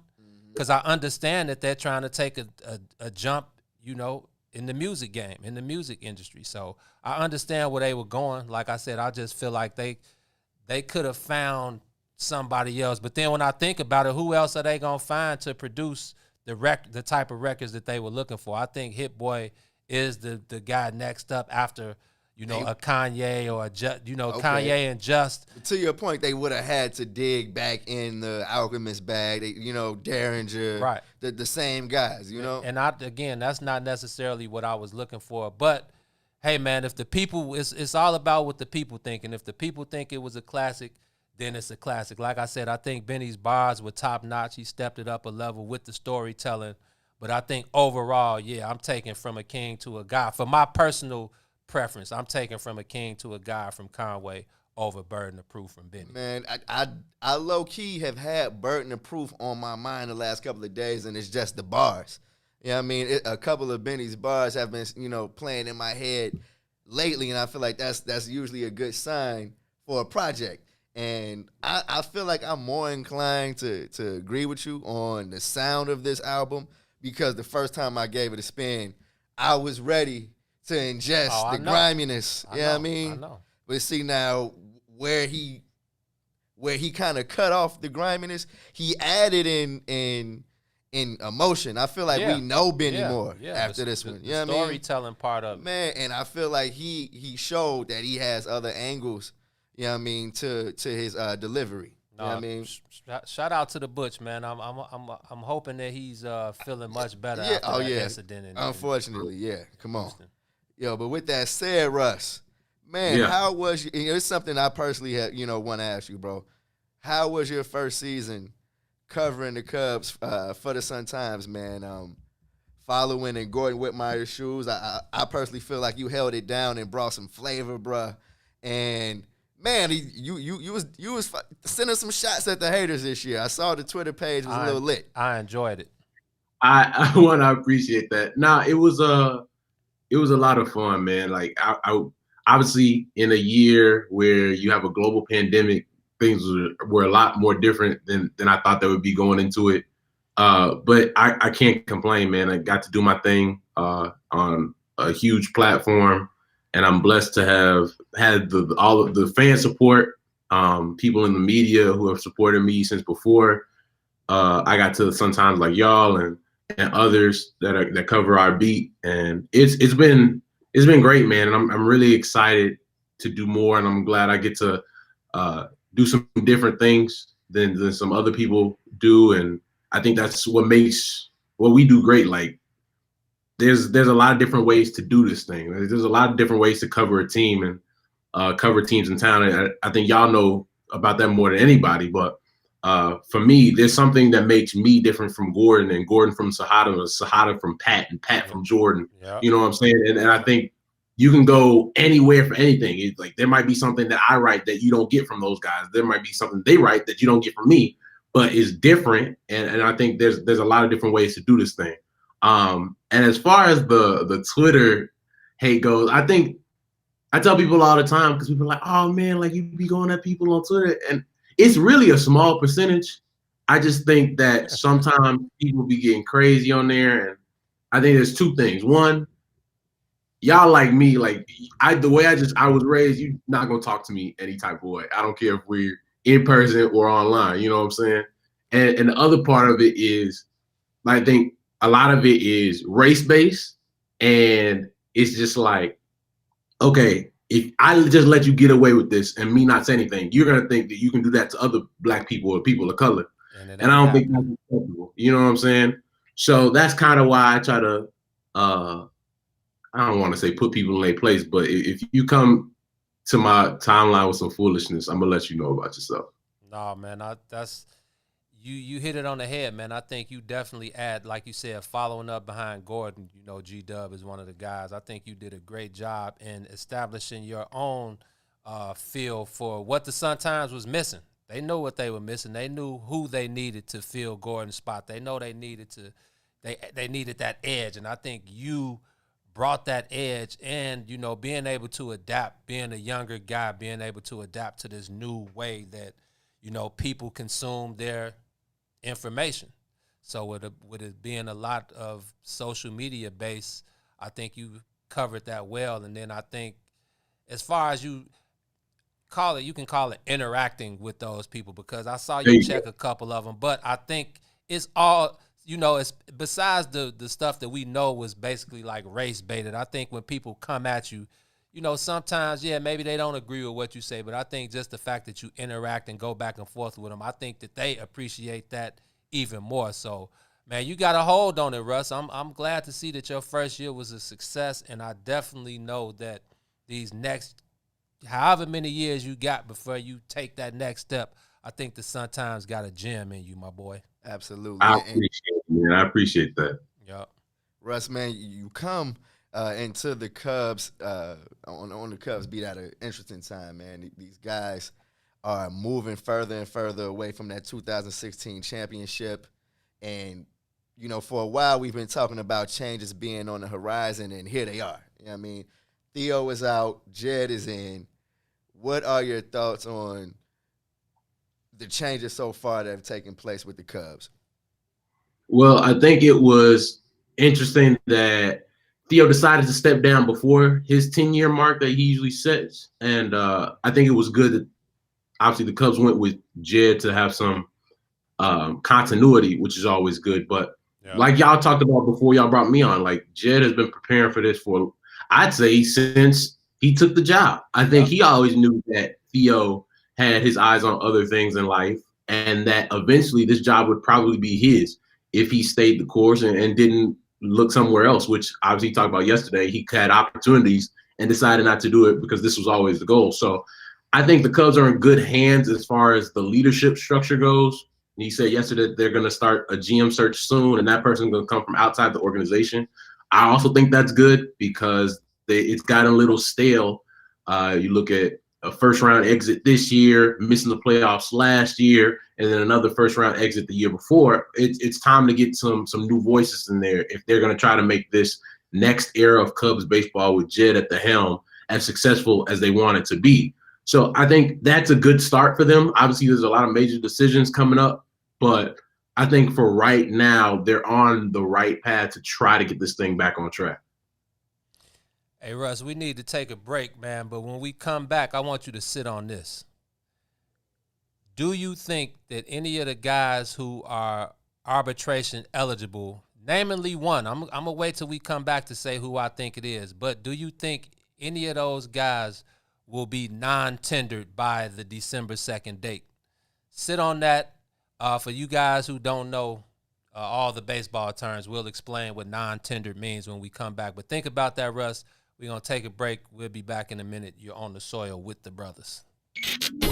WIFTBPM. The Chicago Legal Network is the collaboration of attorneys that concentrate in many areas of the law most needed in Chicago neighborhoods. The CLN lawyers focus on personal injury, criminal defense, and other issues. The CLN lawyers all average over 20 years of legal experience and are dedicated to helping the Chicago community. The Chicago Legal Network is committed to developing black lawyers through mentorship and co-representation. So if you were injured in a car accident, slip and fall, or injured on the job, or you need assistance with criminal defense, including driving violations and DUI, check out ChicagoLegalNetwork.com for more information or call 773-912-3545. 773-912-3545. What's up, good people? You're listening to I Said What I Said with Tucson Warner and Herb Howard. You'll never breed a warrior. Mm-hmm. Warriors, come out to play. Shh, you hear that? And that's what's happening at every angle. They're creating paradigms where we can only raise feminine men. Yes. Whether they're homosexual or not, they feminine as shit. Sure, because all masculinity is toxic. All masculinity is toxic in a war-torn society where the dominant society is saying to your ass, we don't never want no warriors. Right. You bastards. Any book you've ever read, you can read the Bible, goddammit. When they go and they destroy some shit, they kill all the boy babies. Yeah, for sure. I don't even want you growing up to think you're going to do some shit to me. Animals do the same thing. If I come over here and I take over this village now or whatever, like this gonna be my pride. First thing I'm doing, killing the male boys, like killing the male babies. Don't you even grow up with that Don't you attitude, even think about it. Okay? Bitch. Right. You ain't my daddy, you damn right I ain't your daddy. Fuck your fort, little nigga. Fuck your fort. You're not my dad. Oh man, I hate that I laugh at this shit in public. That's real. I hate that I laugh at this stuff in public. That's real though, right?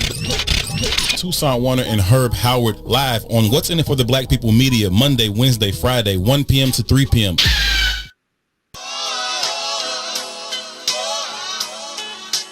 This is a Traffic Jam. Traffic Jam.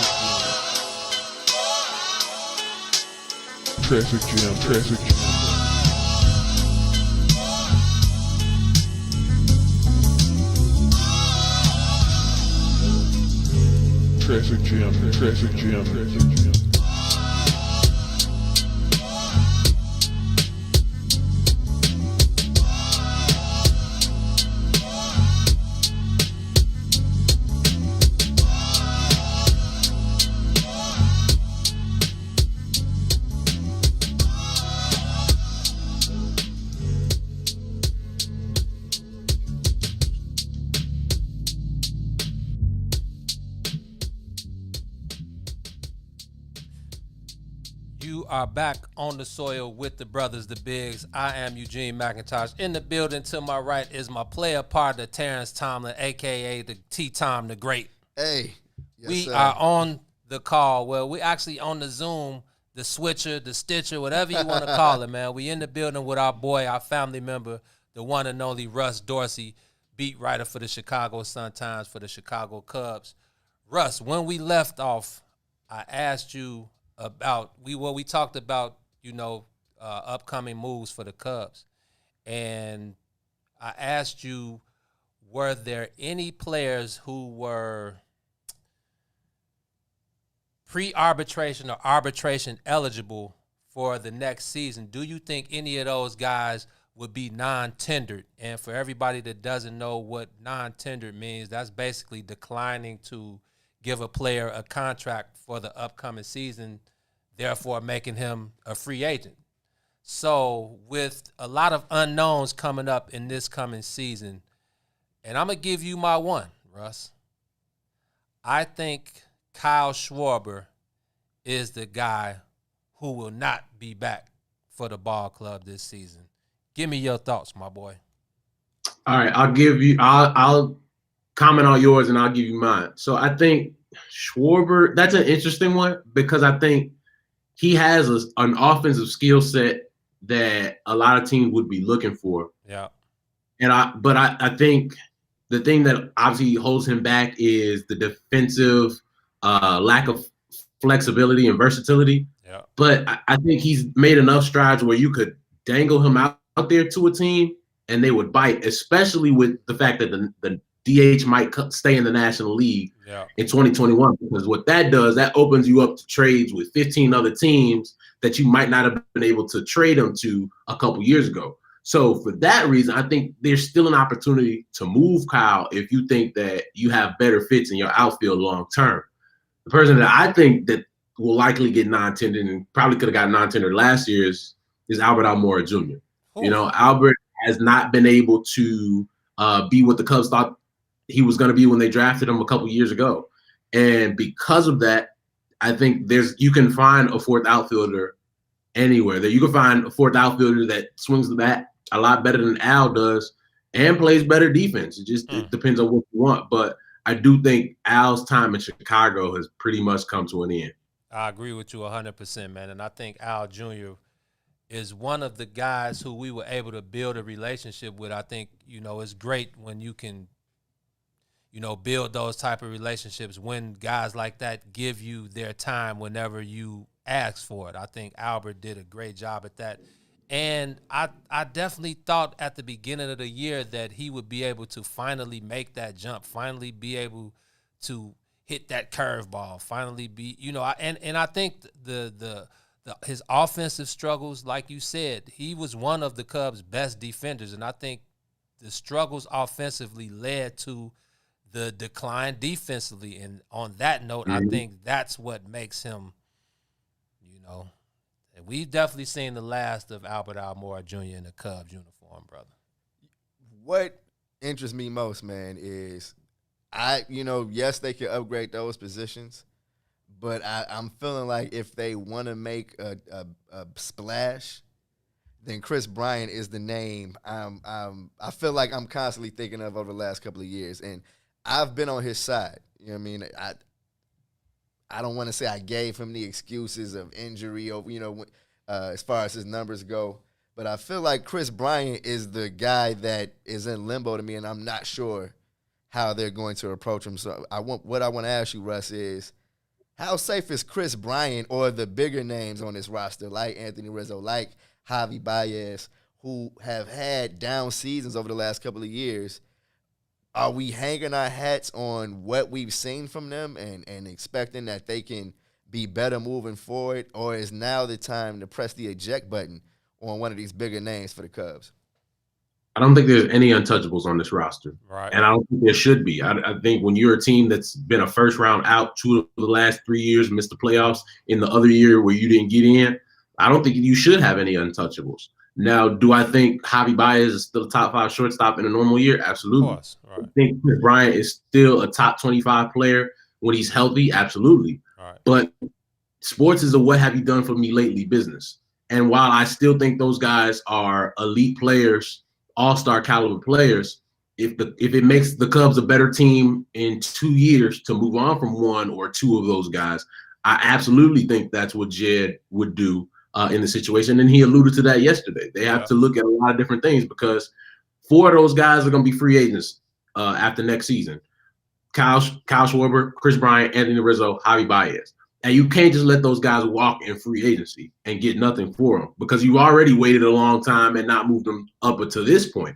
So now you're trying to get as much value as you can right now before those guys hit the market. I think the name who has a couple years left on his contract before hitting free agency and could bring them back the biggest haul possible is probably Wilson Contreras. Yep. And I think that's the person you really should look at and say, okay, he's a top 3 offensive catcher in baseball. You could argue that he's the best offensive catcher in baseball. And he showed this season that he's one of the best defensive catchers in baseball. You could get a pretty big haul for Willie right now. And I think it would turn the franchise around a little bit quicker than the return that you would get for Javi or Bryant or Rizzo or Schwarber at this point in their contract. So I think that's the person that you might be able to get some 2, 3, 4 really good prospects and maybe even a major league ready player for. Those were my sentiments exactly when we talked about this earlier on in the year. I definitely felt like putting Willie on the trade block would definitely yield you the best results. I think they're high on Miguel Amaya. We see how high they are on Victor Caratini. So I'm with you on that, Russ. And like T said, I'm interested to see which way they go with Chris Bryant. I definitely think, like you said, when he's healthy, he's a top 20 to 25 player in the league, no doubt. Javi, with all of these things that went on this year with the pandemic and no fans and, not being able to make the in-game adjustments with the laptops and stuff in the clubhouse and things of that nature, I definitely think that you got to kind of give those guys who we know when you look at their track record speaks volumes. Chris Bryant has been, Knicks, and, he's been injured the last couple years. I mean, these are grown men. They get paid top dollar, so I'm not making any excuses. But we could look at Chris Bryant. Again, Russ, I talked about something that I thought played into Chris Bryant's downfall, and I think it was the year that he got hit in the face in Colorado. And T, remember, we were out there for that series. Yep. And he hasn't looked the same at all, even with his stance in the box. He stands further away from the plate. When you look at his numbers, righties versus lefties, his numbers are down. And I think as much of a stud as Chris Bryant is, I think anybody that gets hit in the face with a 90-mile-per-hour pitch, I think is going to take some not even getting used to, but you're going to have to dig deep, maybe deeper than you've ever dug before, to gain your ultimate confidence back. I mean, I think he did take a step up defensively at third base this year. And, man, the only and I'm not Jed, I'm not the front office, but the only guy that I'd rather see at third base other than Chris Bryant is my boy. Is Nolan. The great Nolan Arenado. So yes, sir. I definitely want to see which way they take it with the guys, man. Russ, I'm gonna tell you something I got in trouble with the fans during the season, during the crosstown matchups that they had this year, man. I told Cubs fans, hey, they might be closer to their next rebuild than their next championship. And I wasn't saying that to dog them.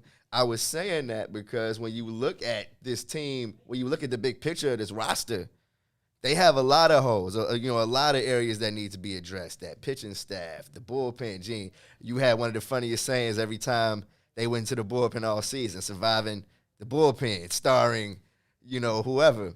I mean, how deep is this facelift going to be? Like, is it going to be are we talking about a full rebuild? Or are we talking about them patching together some pieces in order to stay relevant and compete?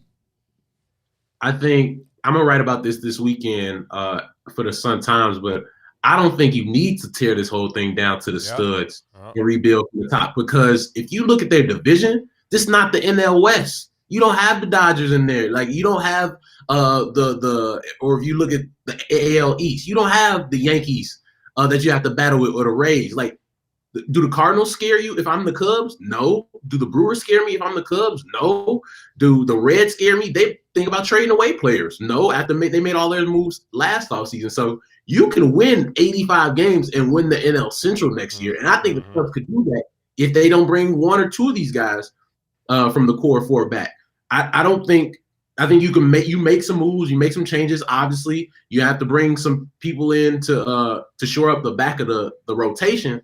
But you can win this division and still try to retool on the fly and put yourself in a better position in 2 or 3 years, where in 2022, 2023, you're much well positioned for sustained success than you are right now. But am I scared of the National League Central if I'm the Cubs looking at it at face value? No, because the Brewers have Christian Yelich, great, but other than that, they don't really have a team that really strikes fear in you like, okay, this team's going to win 95 games. Nobody in NL Central is like that right now. So honestly, the Cubs are in a really good spot to be rebuilding or retooling, if you want to say, but still be able to put a competitive team out there that can win a division title.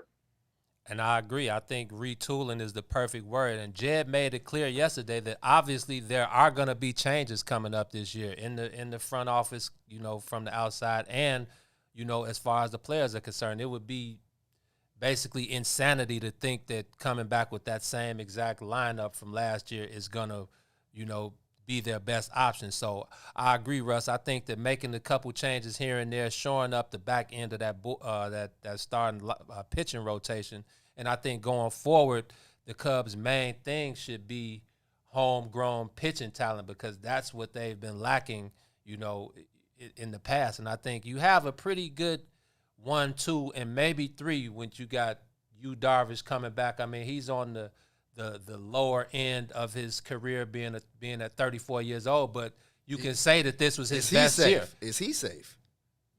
He's making $26 million a year. So I think, I think he's safe. I think, like Russ said, for the next 2 or 3 years, you got to ride with Yu Darvish and Kyle Hendricks as your aces at the top.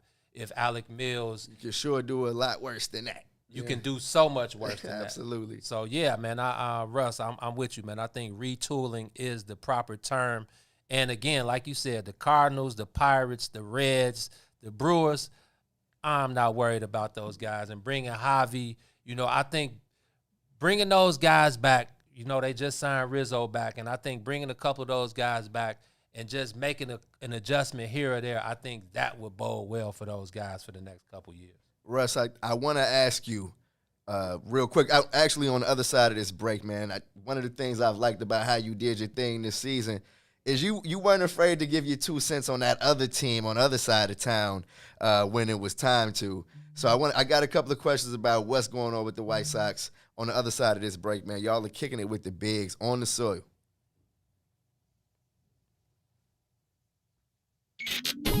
WIFTV PM. Tune in every Sunday. Don't miss it. Live from the West Center for the Black People Media Studios. It is the Kickoff Kickback. Join the conversation with the brothers, Eugene McIntosh, Herb Howard, and myself, Terrence Tomlin. We got analysis live from the stadium. The brother Joe Lewis will be following through. We got great guests coming in, players, personnel people. Say what?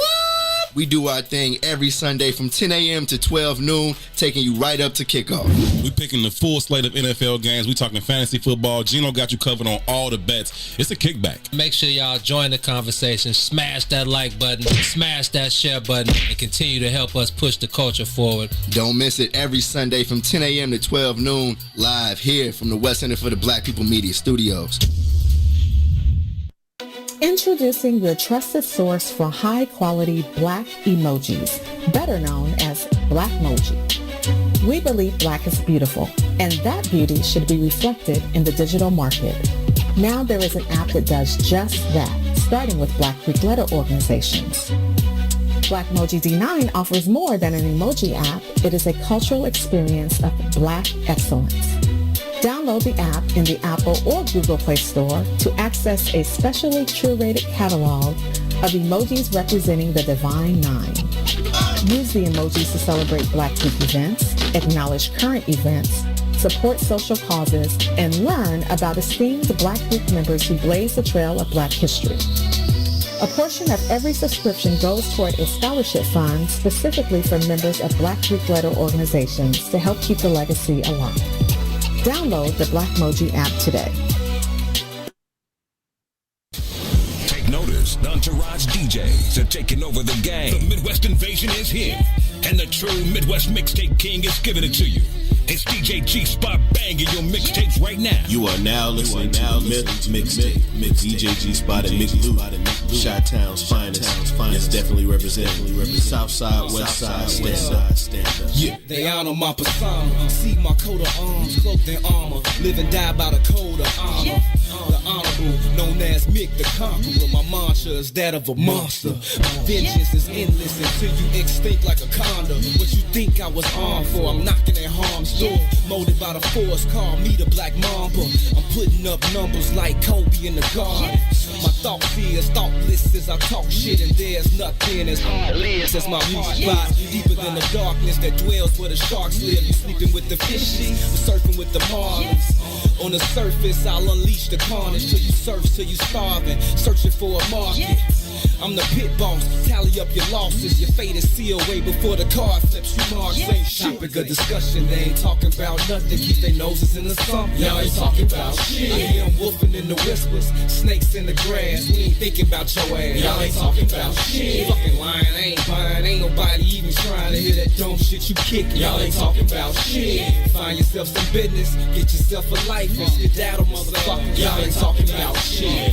Unlike the players, y'all engage in betrayal. So brave, do anything for the day they can slay you. So devious, even if you can't even see the hate. I don't need to plead my case till you please. I seize the day. Feast off your mistakes from the cleanest of plates. Palate of a pharaoh, it's all seasoned to taste. A vision of perfection, at least 3 in my face. Fanning me with feathers, tease me with grace. I can't conceive defeat, nor will I concede the race to these conceited lames that can't believe my pace. So intrigued by my intrigue and display that intrigues the brain, there's nothing left to say. Hands down, I lure them to attack like cash. It's the allure of a champion with my banner in the rafters. Topic of discussion, they ain't talking about nothing. Keep their noses in the sun. We are back on the soil talking Cubs with Russ Dorsey of the Chicago Sun-Times. On the other side of the break, man, I said that Russ is not afraid to throw his hat into the mix of what's going on the south side of things. It's only right when you're on the soil, though. You feel me? I feel like the Chicago White Sox were the more exciting team, especially over the last 60 games. You saw that they are starting to come into their own. A lot of that talent is starting to come into fruition. And then they fire Rick Renteria. Y'all asked for it. Absolutely. I'm not saying that that's the problem. But then they hired Tony La Russa. And it's been weird ever since, and I feel like that's putting it lightly. We talked about his DUI situation. The man could be going to the slammer. Okay, man, he ain't going to no damn slammer. That man is part of the mob. I've been told y'all that. Hey, if he was part of the mob, then we shouldn't know all the drunk, crazy things that he said to the cop. I'm a Hall of Famer. You know? That's mob talk, bro. Russ, what are your 2 cents of what's going on with the White Sox now and Tony La Russa and those guys? Yeah, well, I one of the reasons I comment on Sox stuff is not. I think it's partly because y'all know, like, we're fans of baseball at heart. You know what I'm saying? It's not just something you do for a living. So, like, I enjoy baseball and I comment on baseball. Like, I love basketball, so I'm gonna comment on basketball stuff. You know, and with the Sox being the other team here in town, it just didn't make sense with what the Sox were building. They were this team that was young, they were exciting, they were getting national media recognition, which they always complain that they don't get. And people were really starting to look at the White Sox as a destination, free agency or whatever. And then you fire Ricky, which I think is the right move. Like, I think that was the right decision. But that was the best job opening in all of baseball. They could have had anybody they wanted to be their next manager. And not only did they hire Tony La Russa didn't even think that he was going to get hired. Like he said in his press conference, he was surprised they even called him. And then you just let the Tigers come in. Oh, well, shoot, we'll take AJ Hinch now because y'all messing up. Alex Cora goes back to Boston. And there's just a lack of feel on Jerry Reinsdorf's part. And what you do is you neuter your general manager and your executive vice president in Rick Hahn and Kenny Williams. And if I'm Tony La Russa and I have an issue about what's going on now, why would I go to Rick or Kenny? I'm going straight to Jerry with my issue, you know? And you've ruined that chain of command. And that's not how things work, man. Like, that's not how that whole front office dugout dynamic works. And with Tony La Russa, the last time he was in the dugout, it was a totally different dynamic. Like, front office people would handle stuff in the front office, and the manager would handle everything in the dugout. Now in baseball, and you can say if it's right or wrong, it's more of a partnership because you have front offices coming up with lineups and matchups and all this other stuff. Is that good or bad? I think there's a balance. I think you do need a little bit of both, but you shouldn't have one or the other that has more power making the moves. But I just think it was the wrong decision for this team at this time, in this city, in this situation, in this era. You know, this dude hasn't managed in 10 years.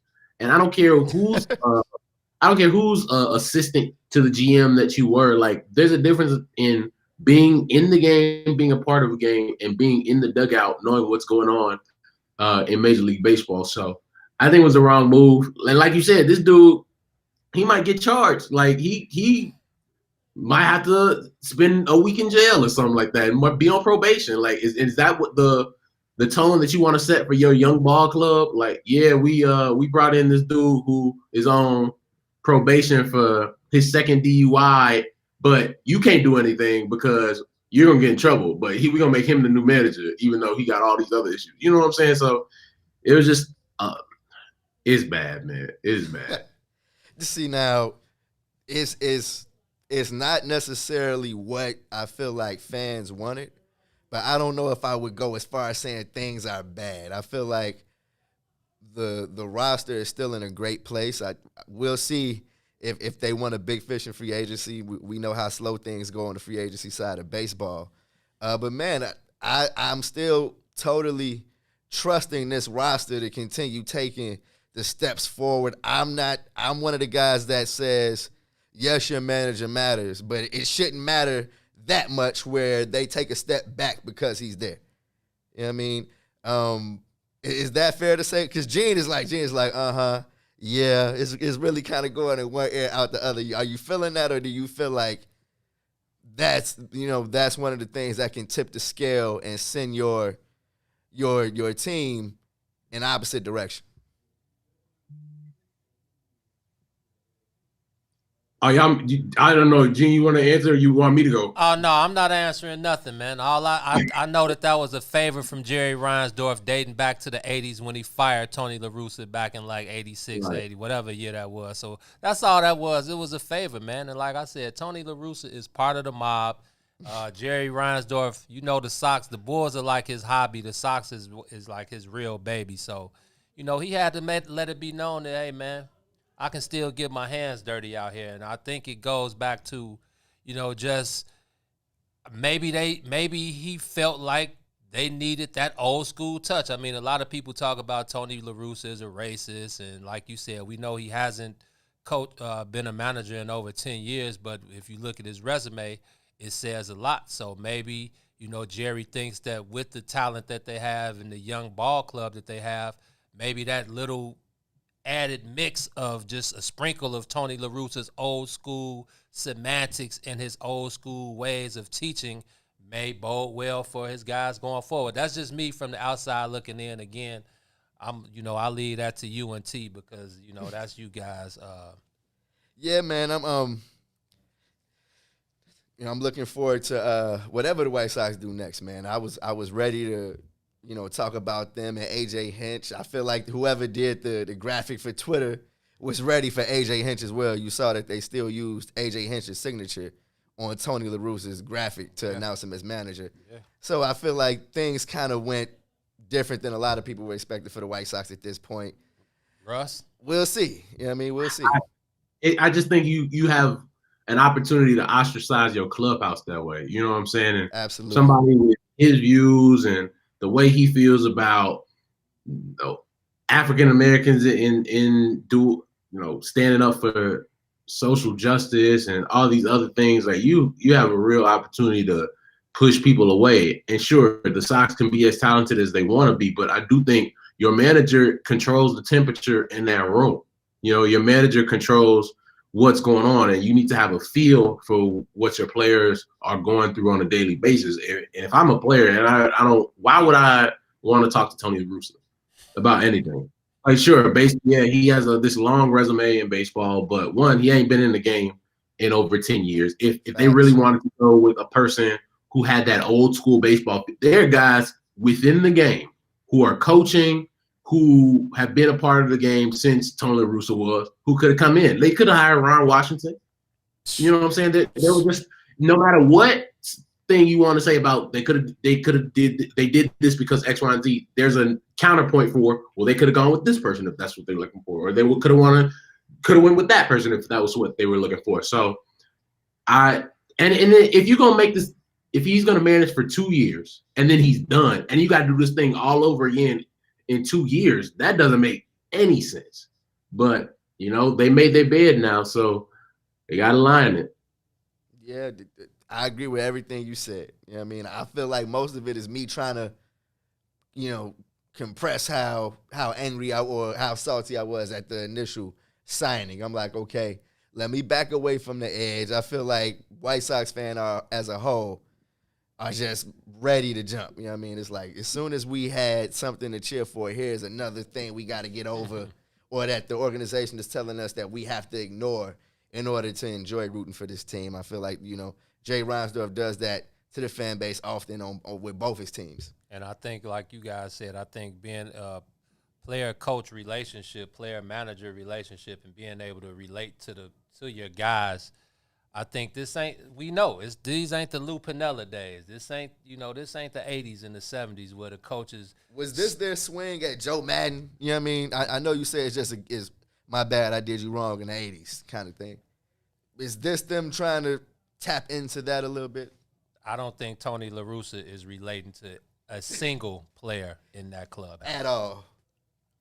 With regardless that said, regardless of race, I don't think it's a black, white, Latino thing. I don't think players are gonna be able to relate to that dude. Yep. I feel that, Russ, man. On that note, man, it's always good when you jump down on the soil with us. I'm always appreciative when you give us a piece of your day, bro. Absolutely. I appreciate y'all. Anytime y'all need me, y'all know I'm here. Appreciate you, my brother. We'll tap in, man. I'm going to hit you with something offline. We got to stay hip-hopped out, so I'm going to hit you with a couple more albums that you got to check out, man. Hey, always. I appreciate y'all. Talk to y'all soon. All right, absolutely. Love, man. Congratulations again, bro. Yep. That's Russell Dorsey, man. He covers the Cubs for the Chicago Sun-Times. Let's jump into a break real quick, man. You're on the soil with the Bigs. WIFTBPM. Chicago Legal Network is the collaboration of attorneys that concentrate in many areas of the law most needed in Chicago neighborhoods. The CLN lawyers focus on personal injury, criminal defense, and other issues. The CLN lawyers all average over 20 years of legal experience and are dedicated to helping the Chicago community. The Chicago Legal Network is committed to developing black lawyers through mentorship and co-representation. So if you were injured in a car accident, slip and fall, or injured on the job, or you need assistance with criminal defense, including driving violations and DUI, check out ChicagoLegalNetwork.com for more information or call 773-912-3545. 773-912-3545.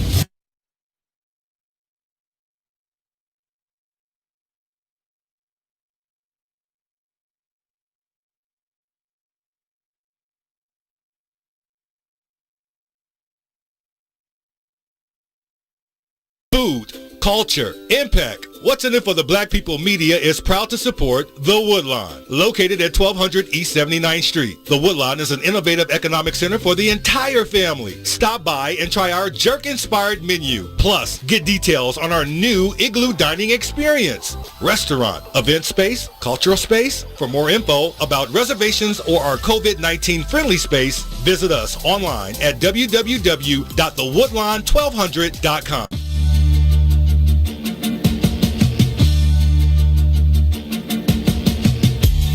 Chip on my shoulder, big as a boulder. From all the years I've been doubted, left out, and simply looked over like niggas ain't see the massive potential. I see murder weapons where all you see is a pad and a pencil.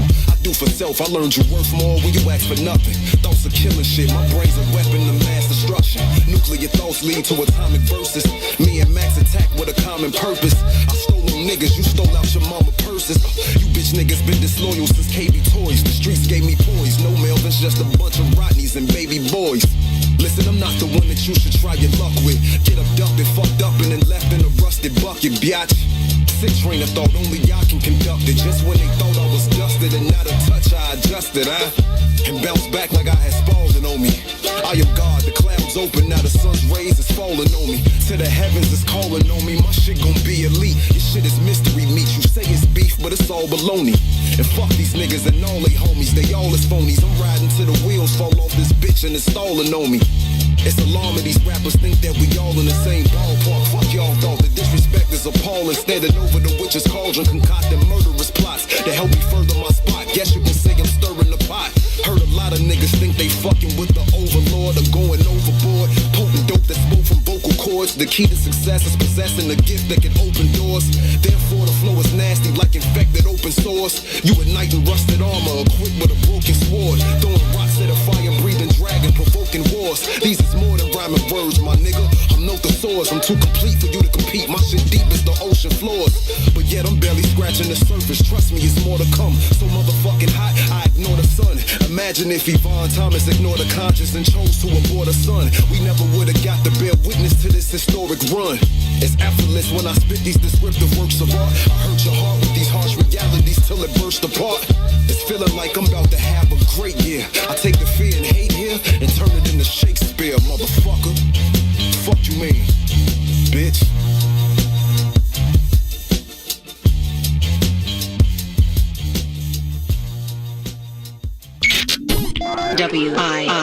WIFTBPM.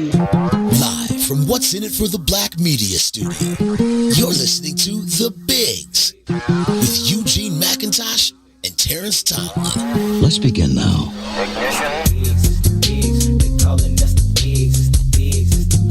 Because I size, it's the bigs, it's the bigs. They calling us the bigs, it's the bigs, it's the bigs. But not because I size, it's the bigs, it's the bigs. They calling us the bigs, it's the bigs, it's the bigs. But not because I size, it's the bigs, it's the bigs. They calling us the bigs, it's the bigs, it's the bigs. But not because I size.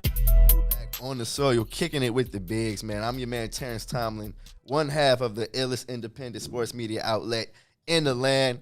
Coming to you with something very special that we are kicking off today, man.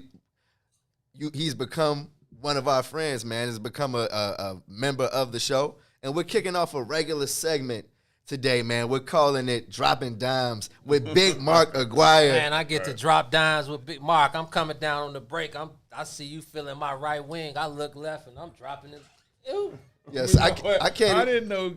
I was kind of wondering, would you guys know what drop a dime? Man, Forgive me for saying that. I might look young, man, but man. I know about dropping them dimes, man. Yeah, man. I just, kind of felt like, when you're on a platform like this, I like to kind of throw things out that people are thinking about, so far as within their own lives and their own basketball world. And, if I can give them an assist, I really want to try to say, this is what I did, and this is how I calculated, and this is how I, would approach certain things. So, and I just basically call that, dropping dimes. I'll drop a dime to you, Absolutely.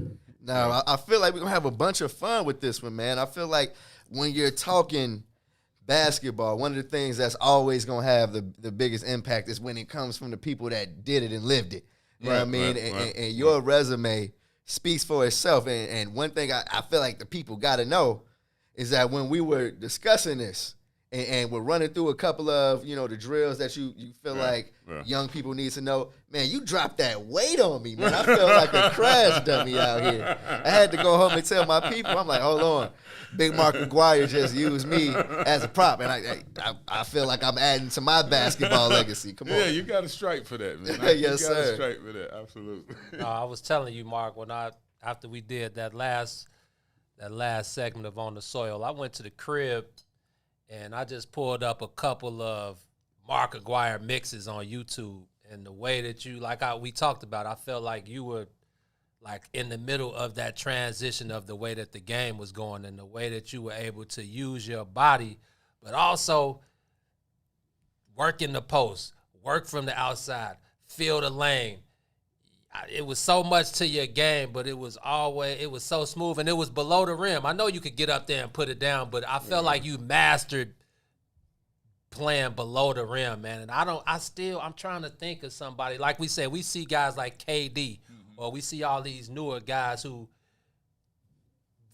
I see some of your game implemented into their 2020 version of your game. Oh, yeah. Well, it doesn't really change. It's about how you do it. When you're talking about, I look at different things that guys do, and basically some way they've taken it to a new level because some are more athletic and things like that. But, when I look at things, I mean, you've seen KD in their championship series play the short post around the free throw line, and in the short post, it's really a deadly spot because you're only one dribble away from being like where you want to be. Now let me cut you off right there, because growing up, I feel like, and even now, I feel like the short post is something that is not even talked about. We talk about big guys going to the low post, and we talk about, these offenses being implemented, the high post. Yeah. But they never talk about that mid post. Talk about that mid post and how you basically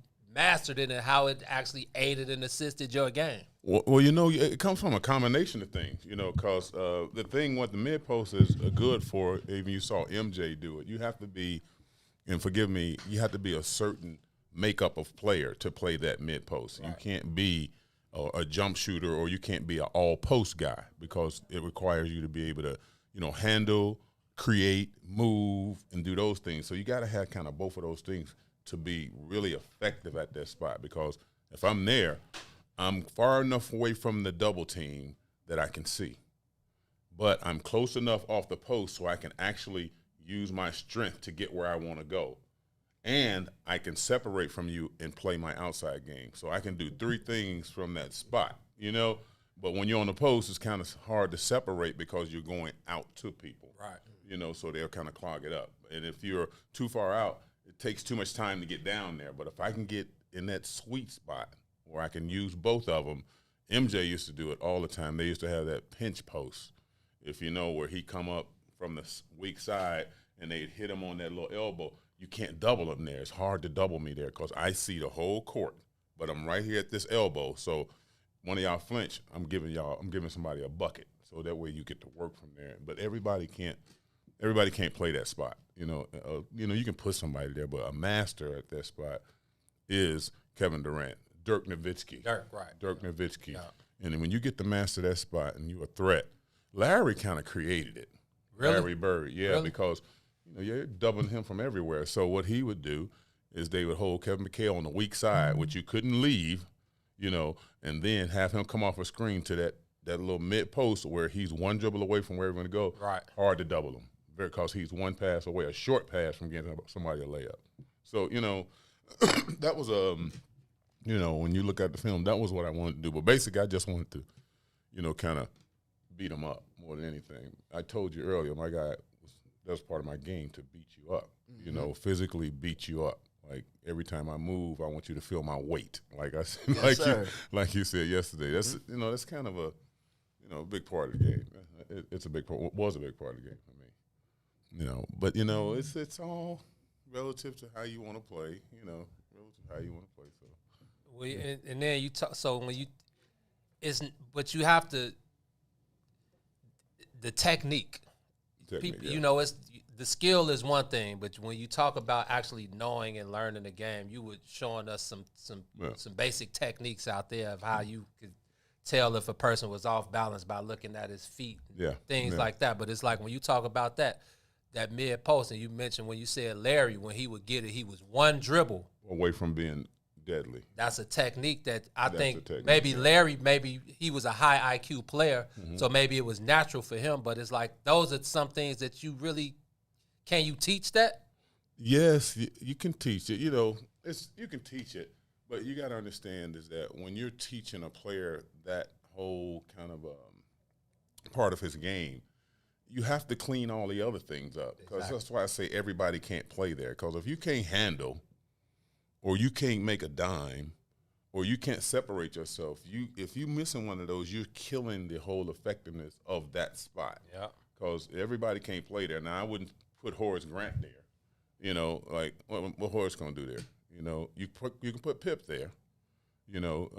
He's not as deadly as MJ is, but now it's hard. That makes it hard for a team. So, and then you got to have you got to be kind of really a serious threat to play that spot. But some can. LeBron plays it when he gets down deep in the playoffs. If you see, he's tried to get to that little sweet spot. Sometimes he dribbles into it. Exactly. But I hated to dribble into it. Oh man, jeez. Okay. Yeah, no, it's all good. Yeah, but those are just kind of things that slip, and no kids, unless you have somebody that really understands the game, because the things that I explained to you, he's just going to put you in the mid post, but you didn't give you the science to the mid post. This is what the science is to the mid post. This is what not only you're doing for yourself, this is what you're doing for your team. Yeah. So anybody can't just, put the mid post in and do what you need to do with it. They can't do it. The thing I'm always interested, as far as getting some insight on, is how the physicality of the game, how that's sort of diminished. How does that translate to what you're talking about now, as far as the physicality was a huge part of what you did? Yeah. Can you get away with that today? Yeah, they do it in the playoffs. They actually do it in the playoffs. I mean, I sit and I watch, I hate regular season games. Hate them. I mean, like, I'll go see them, but I'm like, geez, just going through the motions kind of. Well, some teams do, but, the teams that are put together right and understand what they're after totally, I watch them because they put together. If I'm a finisher opponent, you going in quickly. I'm getting rid of you, and you'll see that in the good teams. They might have a problem here or there, but they do what they're supposed to do. So those regular season games kind of throw me off. But in the playoffs, they play more like we played. If you really look at it, they let them play a little more physical. They let them get things. The only thing they don't do is they still let them flop. Right. If they would take the flop out of it, in my humble opinion, you see close to our ball if they took the flop out of the playoffs, because they play. I mean, you can see physically there's more of it. Absolutely. Yeah, there's more of it. And I think they play, pretty close to where we played during the playoffs. Not bad, not much. Well, I think also, going back to with the Pistons, and you guys' moniker was the Bad Boys, but when you establish that type of play, it's like the equivalent of like Jalen. Are you Are you an NFL guy? Yes, absolutely. Jalen Ramsey, the cornerback for the LA Rams. Mm-hmm. He establishes when he got to the league, he established himself as a cornerback that he was going to be tough and physical. So when the game is on the line or during the game, a lot of the times, some of the things that could be called pass interference, he gets away with because that's who he is as a player. So I think it's the same thing in the NBA when you establish that identity that we're going to be a Draymond Green, even though he gets technical fouls, he's emotional, he's established himself where a lot of the times he's going to get away with, now you can't, back in the days, you could hold, you can't do any of that. None of that. No. But Draymond, they'll let him get away with that sometimes because that's who he's established himself as on the defensive side of the ball. Yeah, well, that's what's great about the league when you say that because, officials not only officiate the game, they officiate players too. Right. So when you're in the game, I understand Draymond does that, but how many times does he do that to gain an advantage or if that's just a part of the way he plays? Those are the big things, is he gaining an advantage? So you got to do it like that when you look at a player, and say, well, what is he doing? They let Draymond play his game, So he's not having a big advantage by doing that. And then if I'm the player that it's being done to, it's kind of my job to say, yo, I'm finna put a halt to that. You know what I'm saying? That's a part of playing. You know what I'm saying? Like, referee can't catch everything. So between me and you, our little inner game, yo, I'm finna put a halt to that. You're not gonna be doing that no more. So that's kind of, when you're talking about winning, those are the little things that makes you win. When you I can take something away from you. And Draymond would take it away from a lot of people. So, that's his game. That's his game. Like Dennis Rodman, that was his game. That's his game. That's what he does, But the big thing about that is that they just not taught. You're not taught those things anymore. So and I feel like that's one of the reasons I'm excited for this segment.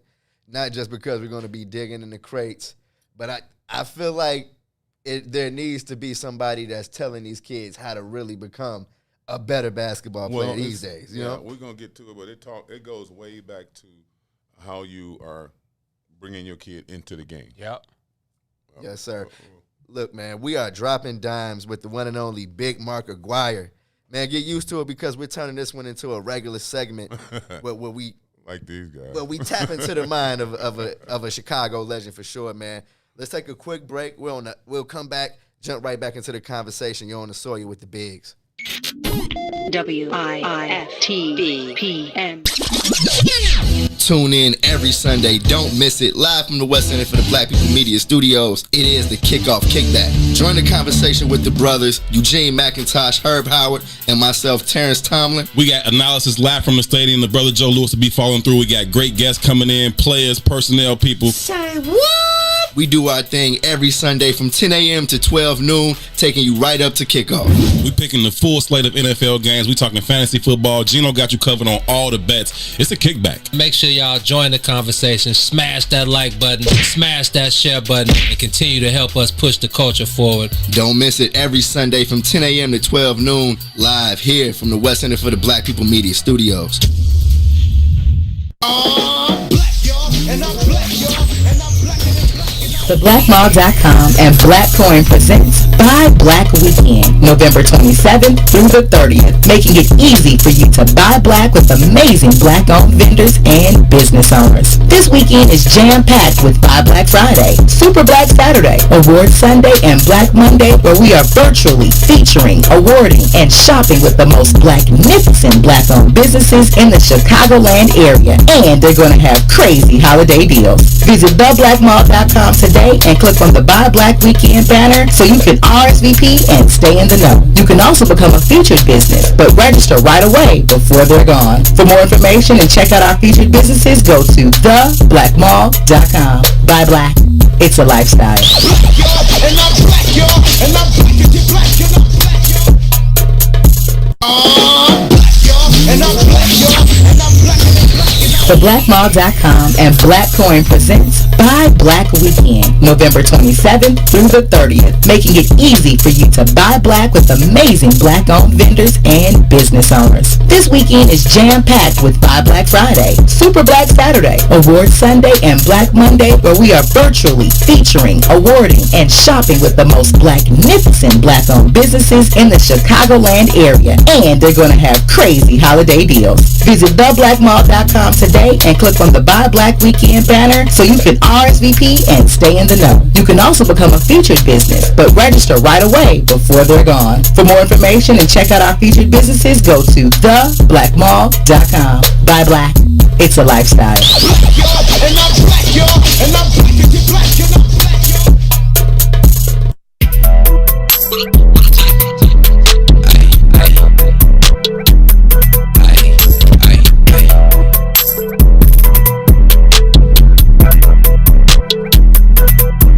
I'm paying my dues. Don't need no extras. Me and the crew, group it back. Don't need no extras. Playing with Guapo, that is a knock though. We need that extra. Fly like propellers. We are back on the soil. We call this segment, man, Dropping Dimes with Big Mark Aguirre, man. The Chicago legend joins us for the whole 2 o'clock hour to talk about his view on the world of basketball and sports today, man. We left talking about physicality in the game. But what you're looking at now, though, can you tell us a little bit more about it, man? Oh, man, you're looking at my best friend, Isaiah Thomas. A few years ago, we got together and got into the champagne business. You're looking at Chelan Champagne. It's the fastest growing champagne in the country right now. Okay. Wow. Only black-owned champagne in the world. Oh, period. That's all you got to say to me. No, well, don't nobody else actually own champagne. See, we own the vineyard. Exactly. We don't put our name on it. Exactly. So we own the grapes, the vineyard, and we got rated with the Dom Perignons, Cristos. You have to go through a rating, and we were rated at 94 with them. But there's no sulfate, though. Okay. The only champagne, no sulfate and no sugar, I'm sorry. Oh, perfect. So you don't get no headache, and, if you're watching your weight. And so it got rated 94 with no champagne, no sugar and sulfate. So I think you're gonna I'm feeling like we gonna have to pop a couple of these yeah, bottles I think New you're Year's gonna Eve like around it, the corner. and it don't have that Dom Perignon tag on it either. Oh, You're come not on, gonna this- have to pay that much, no. I feel that. Yeah. I feel. Where can we find this? You can find it here. We're just getting in. We teamed up with Mr. Everett Rand. He's a distributor here, and we have it in Kimbark, but it's mostly in the big. You can get it in Myers. Any Myers you want to go to, you can get it there. And now we're trying to work with several other distributors. We haven't been here long, but we're in 27 states. So it's all over the place. Y'all going crazy. Yeah, it's all over. With the official Pistons logo on it, man. Yeah, I figured that would be a little bit. Yes, sir. I figured that would be a little bit to put on. Hey, y'all do it, Chicago. I'm good, man. Yeah, man. Big Yes, Mark sir. doing things, Love man. Y'all, Chicago. Mark been playing the cut for a minute, but don't think he ain't doing things out here. Oh, man, I like moving in silence. That's Man, way. Over the break, man, we were talking about. My bad. We were talking about the game today. You know what I mean? And basically how these kids today are approaching the game. Yeah. You know what I mean? And what we've seen. It's something I'm always interested in hearing Gene talk about because he played high school basketball, I feel like, in one of the golden eras of the game. You know what I mean? But what we've been able to do over the last 4 or 5 years covering the game, I feel like I've seen a different player. You know what I mean? Mm-hmm. And on a smaller scale, I have a twin brother, him coaching 8th grade and coming back with stories telling me about the attitudes of players, man. I really feel like kids are coming in to programs now and feeling like they got more figured out than they do. Yeah, you're absolutely right about that. It's so important. It's so important at a beginning stage of any sport, not just basketball, any sport, to understand as a parent or understand as whomever this child is that you're actually in charge of, is that there are lessons to be learned that will take them further, even in the sport, if they mentally can grab it and decipher it and understand how to go forward after that, meaning that when you, as a young kid, as you're playing, okay, if I want you to learn how to work, okay, I got to put you in scenarios and situations where you understand and see if I just say work, you're not working hard. I think I'm working hard enough. I have to. I think I'm giving 100%. Yeah, I think, but I don't know what 100% is. You know, so I got to put you in situations like that where you see 100%. You know, and that's when I fall back. When we were talking the other day, I was saying that kids had no idea how a pro really works. Right. That's a great scenario. If you got your kid, you know, you want to say this is the top of all of it. And not just in the game, to be able to see how a pro works. When they see how you work, on how you're sticking to everything, you know, every little detail or how to come off, you know, understanding, you know, that this thing is not slow. And, you know, so if you got a kid and you want to take them to the right things to see, you know, sometimes you take them to bad things. I mean, you take them to where they play, but I don't want you, that's not real. You don't play like that. You know, these are the important things. So there's a teaching thing to be done early with a kid, you know, as a parent. And if you do that, they'll understand, you know, responsibility. You know, see, he missed that. That's your responsibility to do that, you know. He'll respond, effort. Look at that kid over there. You can't play like that, you know. You have to play like this, you know, early. You can't do that late. You got to do that early. I think personally, a lot of these kids nowadays, they come into the game feeling entitled and spoiled. Because I remember when we were coming up, if you lost, that was it. Yeah, you didn't get to play no more. No, you're done. Yeah. So now you get these AAU programs, these wannabe AAU programs where you go play 5-6 games a weekend, you lose and you just keep losing. And but back to what you were saying, these kids are never taught the game the right way. And I think what we talked about the other day with all these newfound trainers. Yeah. Teaching these kids absolutely nothing that has to do with what's going on the court. And I think, like you said, once you develop those bad habits, then they're kind of hard to break. And then the further along you get into those bad habits, the further along you get away from being able to break them. And that just doesn't bode well. And then you talked about it. I only played basketball up to the varsity high school level. We were ranked number 1 in the state. I played with Antoine Walker, Donovan McNabb, guys who are NBA and NFL Hall of Famers. But I also learned life lessons from the basketball court. And I always tell T, I say, you can tell a lot about a person just by the way they play basketball. You know what I'm saying? But that's with anything, though. You know, I mean, I love, you're right about that, you know, but that's with anything, you know, and that's what I say, it's instilled early in you. You know, and I would encourage parents to understand that that's the foundation of what a kid runs off of. Meaning that I know that if I'm competing this way because you've taught them how to compete that way. Right. Okay. I got to respect the game. Respect the game is respecting other players, meaning that we're out here to compete and try to be the best at it. We compete hard as we can, but we're out to do that. You know, so now you can actually see the light as a kid saying, oh, I'm getting better at that because I'm doing it right. I'm doing it correct. Or I'm getting better at this. Again, and now that encouraged them to say, you know, I really want to learn the game. I'm not just concerned about having a highlight tape. It takes their mind in a different direction. I want to learn the game. Like, you know, I can do that consistently. I can do this consistently. I can do that consistently. When you get them to thinking that way, now you can really mold them into what you want. But all of that, I'm doing step back, you know, this, that, all that.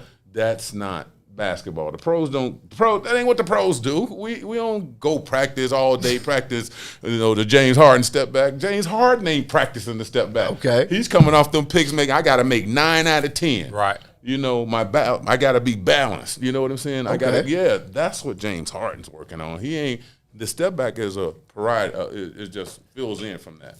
We got to jump into a break, but on the other side, I want you to marinate on how difficult is it teaching the game that's a good you know, in today's world. Yeah. Let's jump into a break real quick, man. We're talking to Big Mark Aguirre on the Yes, soil. sir. WIFTVPN. The Chicago Legal Network is the collaboration of attorneys that concentrate in many areas of the law most needed in Chicago neighborhoods. The CLN lawyers focus on personal injury, criminal defense, and other issues. The CLN lawyers all average over 20 years of legal experience and are dedicated to helping the Chicago community. The Chicago Legal Network is committed to developing black lawyers through mentorship and co-representation. So if you were injured in a car accident, slip and fall, or injured on the job, or you need assistance with criminal defense, including driving violations and DUI, check out ChicagoLegalNetwork.com for more information or call 773-912-3545. 773-912-3545. We out west with it, where we live illegal, leaning off a leader, riding regal, tipping scales like Libras. Inhale, no L's, pulling out blocks like Jenga. In the rear of a Caprices, milligrams, flicking decent nonetheless. Nothing less than tens for the speakers. You'll hear us before you see us with beats that beat the streets up. Yeah. So try and keep up and keep it low key, cuz police try and treat us and keep us on a leash, cuz that's how they see us, thinking we nuts. Cuz we'll die for the ground beneath us, because this land made us. This land made of players that stay on paper. That's how we came up amongst the mayhem to the day when we display what we made of. The game can never change us. The West Side teaches on these streets where you find that D before G. We out west with it, back down, trying to flip a dollar. Man, we're talking to Big Mark Aguirre, Hey, I dropping like that. gems. Before y'all get through, I like that. I mean to cut you out. We playing out well. What is that, man? Yes, sir. Come on. What is that? I think that's the theme music for Mark, man. We out west with it. That's one of my tight friends, my close friends. I was in the music business for a minute. This was the first artist that I worked with. He's actually from Mixstate on 5828 West Iowa, out west. Out west. That's yo. I like that. Yeah, that's Mick Luda, Mark. That's Mick. That's your theme song from now on. We knew that song was gonna be perfect too. Right? No, I was tripping. I didn't mean to cut you off, man. No, absolutely not. That was good. That's part of what we do, man. Okay, The music good, matches man. up with the field. Shout out to Ron Rilla for knowing when to implement the We Out West. Yes, sir. Yes, sir. Nice, man. Really nice. I'm sorry, man. No, that's dope. We see, hey, more proof. We're gonna have to get Mick in here to perform that one of these days. Oh yeah, do that. Man, but Mark, we were talking over the break about the differences in teaching the game. Right. I mean, what do you do when you have a player that comes in there that is good, but when you're trying to, give him the law, he's responding. He's like, nah, forget him. He don't know what he's talking about. This dude and been out the game for too long. Yeah. I feel like even the top coaches, we saw situation with Mike Oliver at Crane or Curie, excuse me, have a situation where, hey, these kids make you want to choke them these days. How do you, as a teacher of the game, how do you get through to some of these hard-headed kids? I can understand that, and that's a fine line, and I understand that. But, I've had the opportunity all these years I've been here to get in teams, and I take my minute to actually show the coach how to implement an offense and what the offense means, and why I did it is because you got that player, this player, that player. So, I go through the whole thing. I'll go watch them and say, you know what, I think you're a fast break running team. Okay, so what needs to be implemented is drills starting your practice to speed them up. You got to start with drills, meaning that when we pass this ball, we don't jog over there. I want to see how fast you can get there. How fast you get there. Okay, then you lay it over. So now how fast can you get there? And this guy set a screen and you come off it. I want to see that speed. So you drill a team into speed or playing a certain way. So now you put that all in. Now all of a sudden the team manifests itself to be more important than the player. That's the key. And now when you bring a kid in and all these other kids are learning how to set screens, roll, make the right pass, and do these kind of things, you can't deny that's good basketball. Nobody, when you get in a situation like that, most kids that love it, they love the fact that ball is moving and I'm setting a great screen for my guy and I'm dropping down. When you get that kid to come in and think he can stop all that, you know what? Now I show the integrity to the team, meaning that we all know he cold. Exactly. But he doesn't mean what you guys mean as a group by what you're doing. He got to go. He out. Don't come back. Because on the long run, I would rather these kids learn this way and lose or get better, because 2, 3, 4 years from now, when they go to a program where they're going to have to know those things, they're going to know them. It's not going to be, I know how to make that pass. I know I got to be there at that time. I know to look over here. But when you're playing with somebody who ain't passing the ball, you're not getting better at any of those things. So when you're a parent, you know, I want to know, you know, what your makeup is. You know, what are you trying to do? You know, and so, you know, and are you going to let this kid don't come to practice, play because you want to win? Okay, it's not going to happen. So, you know, those kind of things, you know, are so important, you know, building a player up, you know, because, see, I see you built by getting it done. I can tell 2 minutes, you get it done. You come in to get whatever it takes, rebounds, defense, whatever, you getting it done.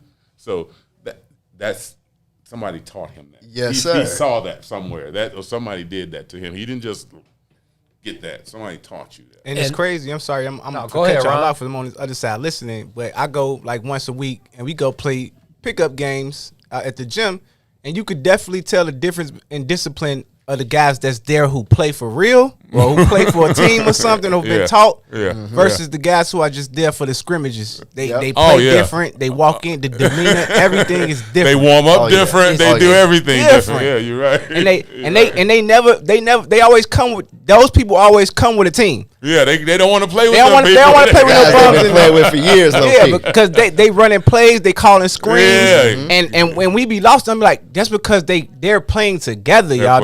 They know how to do that. But that's a microcosm of what should be happening, you know, everywhere. Exactly, you know, it should be happening everywhere. Well, that's how I grew up. So, and that's the same with me. It's like, even at Mount Carmel. So it was the same with you. You were the number one player in the state and maybe in the nation. But when I was playing with you, maybe in the nation. Hold on, what you talking about? You know, Let me get this guy right. I needed the real Mark. That's what I needed. Hold on, man. Yeah. Hold on now. Don't ever don't get it twisted now. I came here last time. I said with you, number one. I didn't say number two. I didn't say number two. Nowhere in that. Number one. Man, that's what I want to hear, Mark. Check me when I'm wrong, man. No, don't do that. No, but back to what you were saying is like, we know you're the man. I knew Twan was the man. Oh, he was all right. Yeah, what do we have? Number 9. Right. You had him. We had him 8. You had him maybe 9. He had game, but you know, I gotta let him know, as people will let me know. You know, like you go to and say, okay, you all right. You know, I can't go to MJ and say, you know, nah, I was all right. I was very good, but you was that dude. Dog, look, I get respect where respect is due. But if you don't deserve respect, hey, hold on, don't jump out your pocket. Hold on. Don't jump out your pocket. Right. No, hold on. You was all right. You know, you can tell them you was that, but you can't tell me that. And I think that's tell somebody else that. That's what's needed now, because I think a lot of these kids, they think they're better than they are. And I think social media obviously plays a part in it, with them being able, you'll go on these kids, okay, we'll go to a high school game. They tell us, man, this is the kids you guys need to check for. We get to the game, I'm like, this is the dude we supposed to be checking for? But you go to their Instagram pages and they got highlight tapes and mixtapes of all of the stuff. Yeah, but it's so what about the other side? Y'all don't show the I hate that, bro. You know, so I think what you just said, I think that's a microcosm of what's going on today. But back to your point, is like playing with Twan. He was the number one player in the nation, top 2 or 3. We knew Twan was the man. We knew Twan was going to get us 30 a game regardless. He was going to win games. Period. But at the end of the day, we needed the team camaraderie. Like you said, I was the only guy on the team that started every game that season. I knew my role coming into the game. Donovan McNabb, Antoine Walker, those guys were going to get us 50 points regardless. My job was to defend the other team's best player, to make sure those guys coexisted, because you know how egos are, and to make outside shots. When those guys, because they weren't selfish players. So Twan, when he got double, he would kick it. Donovan would kick it. And my job was to make the open shot. So I think learning those things early on, it bodes well for the team aspect. And at the end of the day, I don't want the ball when it's tie game with 10 seconds. I'm going to get a ball to Twan. Ain't nothing wrong with that. That's why we got Twan. If somebody pressing me and Isaiah Thomas is there. I'm not dribbling through that here, man. That's That's what your I'm saying. job, Come on, man. Six. What Yes. I'm doing, yeah. I'm not finna do that. You're absolutely right. But that's something that, you have to, as a parent or as a coach, you got to understand what your position is and how you're going to impact this particular player. Because the thing is that if you don't show them that, you're doing an injustice to the game. Yeah. I feel like, Yeah. and I've told a lot of coaches. I had kids this summer with Team Illinois, a group I was working with, some kids that could play, and they had never beat a ranked team before. They had never, they were nice kids. I mean, playing out of the gym. So I spent like 2 weeks practicing with them, and believe me, I kicked like maybe 3 weeks. I kicked at least 5 of them out. They all came back, but I kicked them out. I mean, in practice, anybody in there talking but me gotta go. No, I mean, I kicked parents out. I kicked other coach. I mean, kicked them out. Like, listen, you don't stop, you gotta go. But all that is to build that understanding of how important this minute is that you're playing. I need your focus. I need all of that. I can't have that back there. So, and they talk to parents some too. But then when I got to them and we were working things, all the little insights, how to set the pin roll. Later, they enjoyed it, because they beat this team. I didn't know this was the number 2 team ranked in this. I had no idea. I was like, hold on. I'm sitting there, other guys come. I said, hold on, I'm looking at this. I was like, no, we're supposed to beat them. Hold on. I didn't know them. And I say, no, they too big. Pressure them, And when they go to the post, we only want to double team from one guy. This guy over here that can't shoot. And then this is how you rotate. And they did it and did everything they were supposed to do on the offensive end. They beat them. But it was great for me to see them, and they playing like a unit. But it came from kicking guys out. It came from saying, listen, you late, you and your daddy, y'all can leave. I did that. Oh, no, I did all of that. Getting that understanding early. I feel like that in today's game is so needed, man. Just because we see how hands-on the parents can be with their kids these days. Yeah. Well, they're putting their kid ahead of the team. And, ma'am, sir, if that's what you come here to do, I can't let you destroy the rest of my team if that's what you come here to do. Your kid's going to get a chance to play. He's going to learn how to play hard. He's going to get better. But all that, if that's what you think, then, let's dap up and we good, because I'm never going to let that infiltrate the team. I don't care if they 0-9, they're going to learn how to play together, play hard, because when you go to the next grade, you're going to have the equipment in order to get into the next level and play. So that winning now in the AAU, I could care less. I care less. So when we ran into you, we caught you on the high school scene. We saw you in tune with Nick Irvin and Morgan Park over there. How did you link up with Nick, and what type of relationship do you have with him, and what do you think about his new gig at Western Illinois? Well, I'm going to try to give it to you real quick. His father, I call him, the Godfather. All day. Absolutely. Papa Irvin. Without question. Papa Irvin. So I was a high schooler. I was actually a freshman getting ready to go to my sophomore year. And they had a tournament that was at Malcolm X when the gym was downstairs. I remember. Okay. Oh, yeah. So it wasn't a rule where high school players couldn't play against pros. So Mr. Irvin walked up to me. He said, you know what? He says, because I was messing with him, he said, you don't need to play at this level no more. But I don't know. I'm listening to Mr. Irvin like this. What are you saying, sir? Tell me. Yeah, he says, I think you need to try it. He said, there's a pro game out here, and they need players. You need to get on their team and try it. So I was trying it out, and scared, terrified, like, peeing on yourself, terrified. And he made me try it, and his wife came up to me and looked at me in the eyes. She said, you scared, ain't you, boy? And I said, I'm like, Miss Irvin, I don't know what to do. And she's like, okay, so they dribble the ball around, right? I said, yeah. She said, they run, right? Okay, they shoot, right?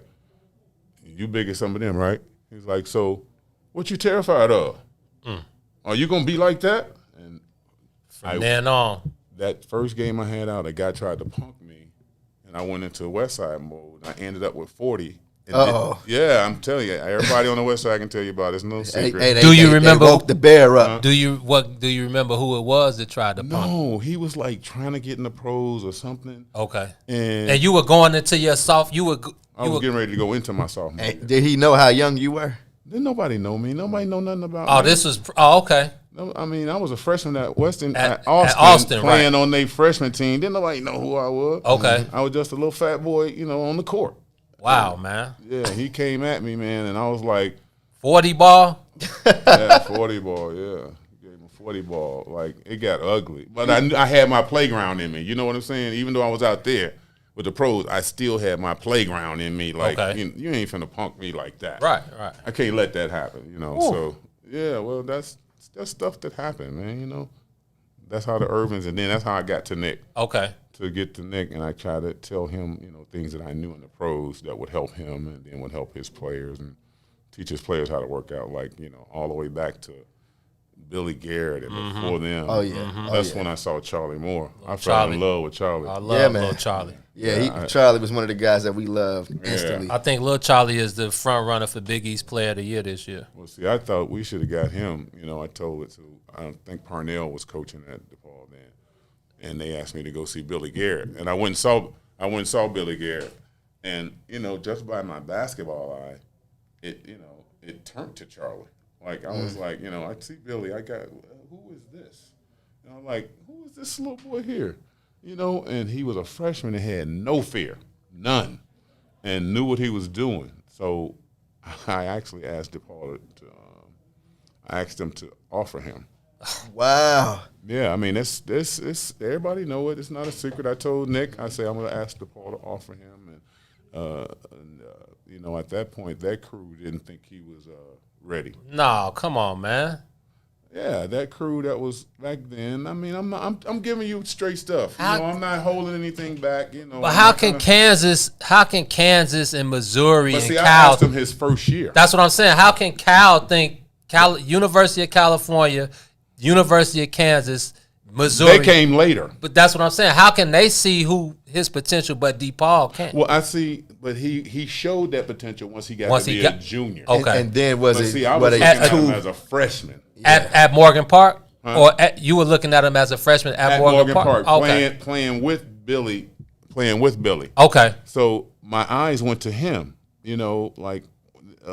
great, and it's just how you see something different. And I just thought, I said, what I see now, I think, I would offer him now. That's crazy. I would offer him right now. And but they didn't think so. I can understand them not thinking so, but, when you see something like that, you got to have your criteria, things lined in a row, saying that this is what I need you to actually be, and then I can work with you. But I don't know what theirs was. But I would never skip Charlie. I saw a few other kids I wouldn't have skipped. But that was during Parnell's tender at DePaul. Yeah. Man, let's take this last break, man. Mark, when we come back on the other side, we got to get into some NBA war stories, man. I know the people, they got some questions. I know the people want to hear. Gangster. It's on the way, y'all. Y'all better stay tuned. You've been telling it like it is. So when we come back on the other side of the break, man, we're going to talk NBA with the great, legendary Mark Aguirre. You're on the soil with the brothers, man. WIFTVPM. Tune in every Sunday. Don't miss it. Live from the West End for the Black People Media Studios. It is the Kickoff Kickback. Join the conversation with the brothers, Eugene McIntosh, Herb Howard, and myself, Terrence Tomlin. We got analysis live from the stadium. The brother Joe Lewis will be following through. We got great guests coming in, players, personnel, people. Say what? We do our thing every Sunday from 10 a.m. to 12 noon, taking you right up to kickoff. We picking the full slate of NFL games. We talking fantasy football. Gino got you covered on all the bets. It's a kickback. Make sure y'all join the conversation. Smash that like button. Smash that share button. And continue to help us push the culture forward. Don't miss it every Sunday from 10 a.m. to 12 noon, live here from the West End for the Black People Media Studios.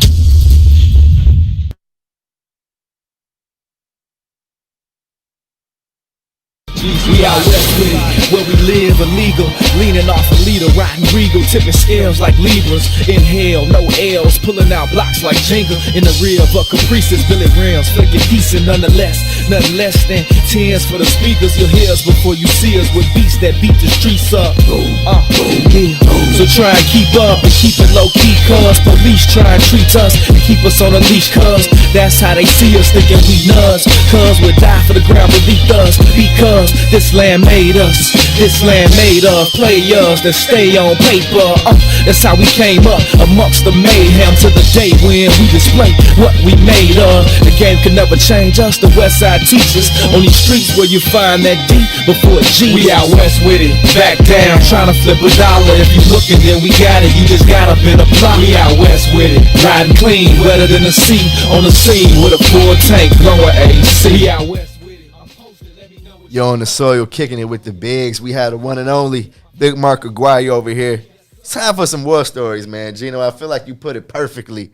It's only one way to end this show, man. We need some behind-the-scenes, unfiltered stories from when you were getting down and dirty in the trenches. You know? But we out west with it. Yes, sir.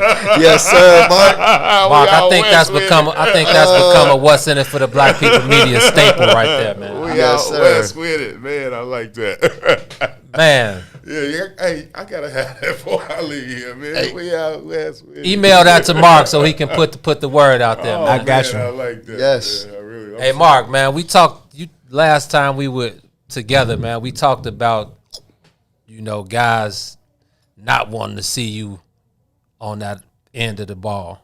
Did you go see the video? I watched the video. Okay, so it was crazy. I mean, but that was during my time, so I watched your Dallas Mavericks. I went and dug. Yes. Did you see any small forwards guarding me? Not one. I saw one. I saw Burst because he had to switch all day long. Hey man, I get it to you. I'm not gonna tell you nothing that I can't back up. That's what it was. You know?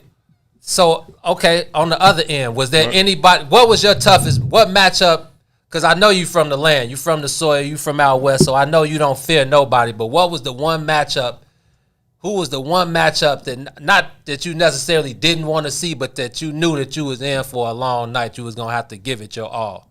I gave it my all, but, after a while in the NBA, you pretty much, like the neighborhood. In the neighborhood, they kind of know where you rank. When you come to the playground, oh, he better than him. Oh, Big Jesse just came. Now Jesse is, it's still in the NBA. It's like, when you come to arena, that guy that you in, he don't want that. Right. Y'all understand, he don't want that. He'll act like it on TV, like he want that, but he don't really want that. You know what I'm saying? So that kind of thing is established in the NBA. When you see MJ, tell me who wanted MJ. Not a soul. Tell me who wanted him. Okay, so that goes all the way down through the NBA. Somebody you just don't want that. That's what, if you're the kind of player that thinks title, you have to have that. If you're not a player that thinks title, then you won't have that. And those are the guys that never become carriers of their franchise. Right. Like this little kid in Utah who I'm really astounded about, the little guard. Donovan Mitchell. He wanted. He got that extension. See, he wanted. I don't know if he's going to get it in Utah. Right. I don't know where it's going to happen. I hope it is. But when I look at him, check mark. He wanted. You know what I'm saying? When I look at leaders of franchise, when I look at the Damian Lillard, check mark. He wanted. Then there's other superstars you look at and say, I don't know if you want it. You're a superstar, but I don't know if you want it. That's those guys that just go put up numbers. You don't see them do all the other little things. You know what I'm saying? You see he ain't making nobody better. You know what I'm saying? He ain't doing, So, you good, but I wonder if you really want it. And I look at, I don't know if it was true or not, but just my basketball eyes looking at KD and Westbrook. See, I don't know if KD really thought that Westbrook wanted it. Period. That's just my eyes. I might be wrong on that. It was obvious. Yeah, but see, for KD to take his game over to Golden State, which in my era we would have never done. Right. Okay. Unless it was, not to do it like that. Why not?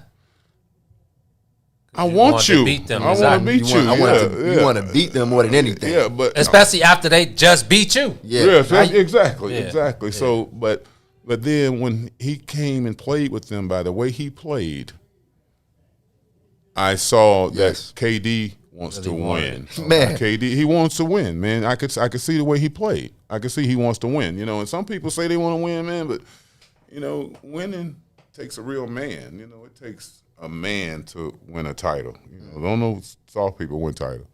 All right, I know we we pushing it, but here, you said Mike was the greatest. Yeah. Who's next in line? We gonna you know put. What? I gotta retract myself, and I know you're gonna come back with that. I gotta retract myself. You want to do it now? What you want to do? Okay, so I'm retracting myself. I went back and looked at somebody, and I gotta retract myself. Is that I told y'all who I think the greatest is, and I looked at it in terms of your help, but I gotta really retract myself. Is that I gotta put Kobe Bryant in that mix. Okay, I gotta, you know, when I talked to you guys the other day. And I thought about it, you know, and I knew Kobe very well. I mean, with Magic and with the Laker thing and all the things. So, you know, we mixed. And I don't hold it back, you know. And when I looked at it, I was looking at it so far as the help that he had when he won the title. But then, you know, I just thought about what he did, his work, and where he came from, right? You know, and then what he accomplished. I mean, I have to put him in there, at least in the conversation. I have to. You know, I can't not put him in there. We call Kobe the last of the Mohicans. Yeah, we call Kobe. Yeah, I got to put him in. We got a chance to cover him his last season. We went out to L.A. to cover his last season, and we were courtside, and we got a chance to kind of get his, you know. Yes. He saw us on the sideline, and we like, Bean. You know, they call Kobe Bean. So we yelled out, Bean, man, you the last of the Mohicans, brother. And he kind of turned around and looked at us, and he gave us a smoke like wink. I am, man. So I agree with you 100%. There's no way you talk about the greatest of all time without throwing Kobe in. Yeah, I mean, I was thinking more on the title side, and then this is where I regress. And when we having conversations, nobody in the world is the law of basketball. So I'm not, he not. It's just my, you know, my. Y'all both the law firm. I'm all ears. Come on. But I think that, you know, he has to be. You know, he has to be in the conversation. You know, I thought he was one out or maybe two out, but nah. Absolutely, he man. To be in the conversation. I feel like Kobe embodies everything that you just described, man. He does embody that. Win. The are you gonna go and put in the extra work? Are you gonna put the team above your personal? Like Kobe, in turn, found out that that's what he needed to do to be a champion, and he did it. Well, you know what got me is that it's that inner thing that you have, you know, and he has it. That thing that he'll go as deep as he got to go in order to get a win. You know, it doesn't matter, and he has it.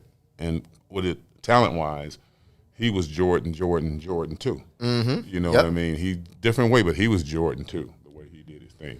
Man, you know? Mark, I'm totally looking forward to us doing this on a consistent basis. Just now, I got so many things that I can't wait to ask you. Man, we're going to dip into the coaches of Chicago and how I think they should be able to get more recognition than they're getting. They're not getting enough. To have the talent leave here, and they groomed it. Yeah. And you don't hear nothing about them. That's an injustice, man. Let them know. That's an injustice. Total injustice. No, man. Hey, that was another good episode as we get ready to wrap this one up. Gino, man, we had some great conversations on the soil today, man. Shout out to Tony Gill from NBC Sports. Yep. Salute to Russ Dorsey, who covers the Cubs from the Sun-Times. Are we telling people to go celebrate Turkey Day? Are we going to close it with that one? Hey, man, however you want to celebrate Turkey Day with your family, think about everybody else, man. Think about, wearing your mask, social distancing. If you're going to do like Ron Rilla and pull up on your family members for them plates. I'm definitely pulling up. Yes. Do what you got to do. Tell them to put the alcohol. Don't leave out the drink. Come on. Man, family is most important on this Thanksgiving Day. So with that being said, man, we got Big Mark in the building. The one and only. I please ask everybody to do what Thanksgiving is. And it don't matter who it is. Whomever you touch, just give. Like, the guy on the street, the mom down the block, You know what she needs, man. And I just ask if, just give something to someone. Somebody give something. Just give, man. Please. Words to definitely go ahead and move through the rest of this week with. Man, y'all just got down on the soil with the Bigs. We will see you on Sunday. No show this Thursday. We'll be back on Sunday talking football and Bears-Packers week. See y'all then, man. Nice week. Peace out. IFTVPM.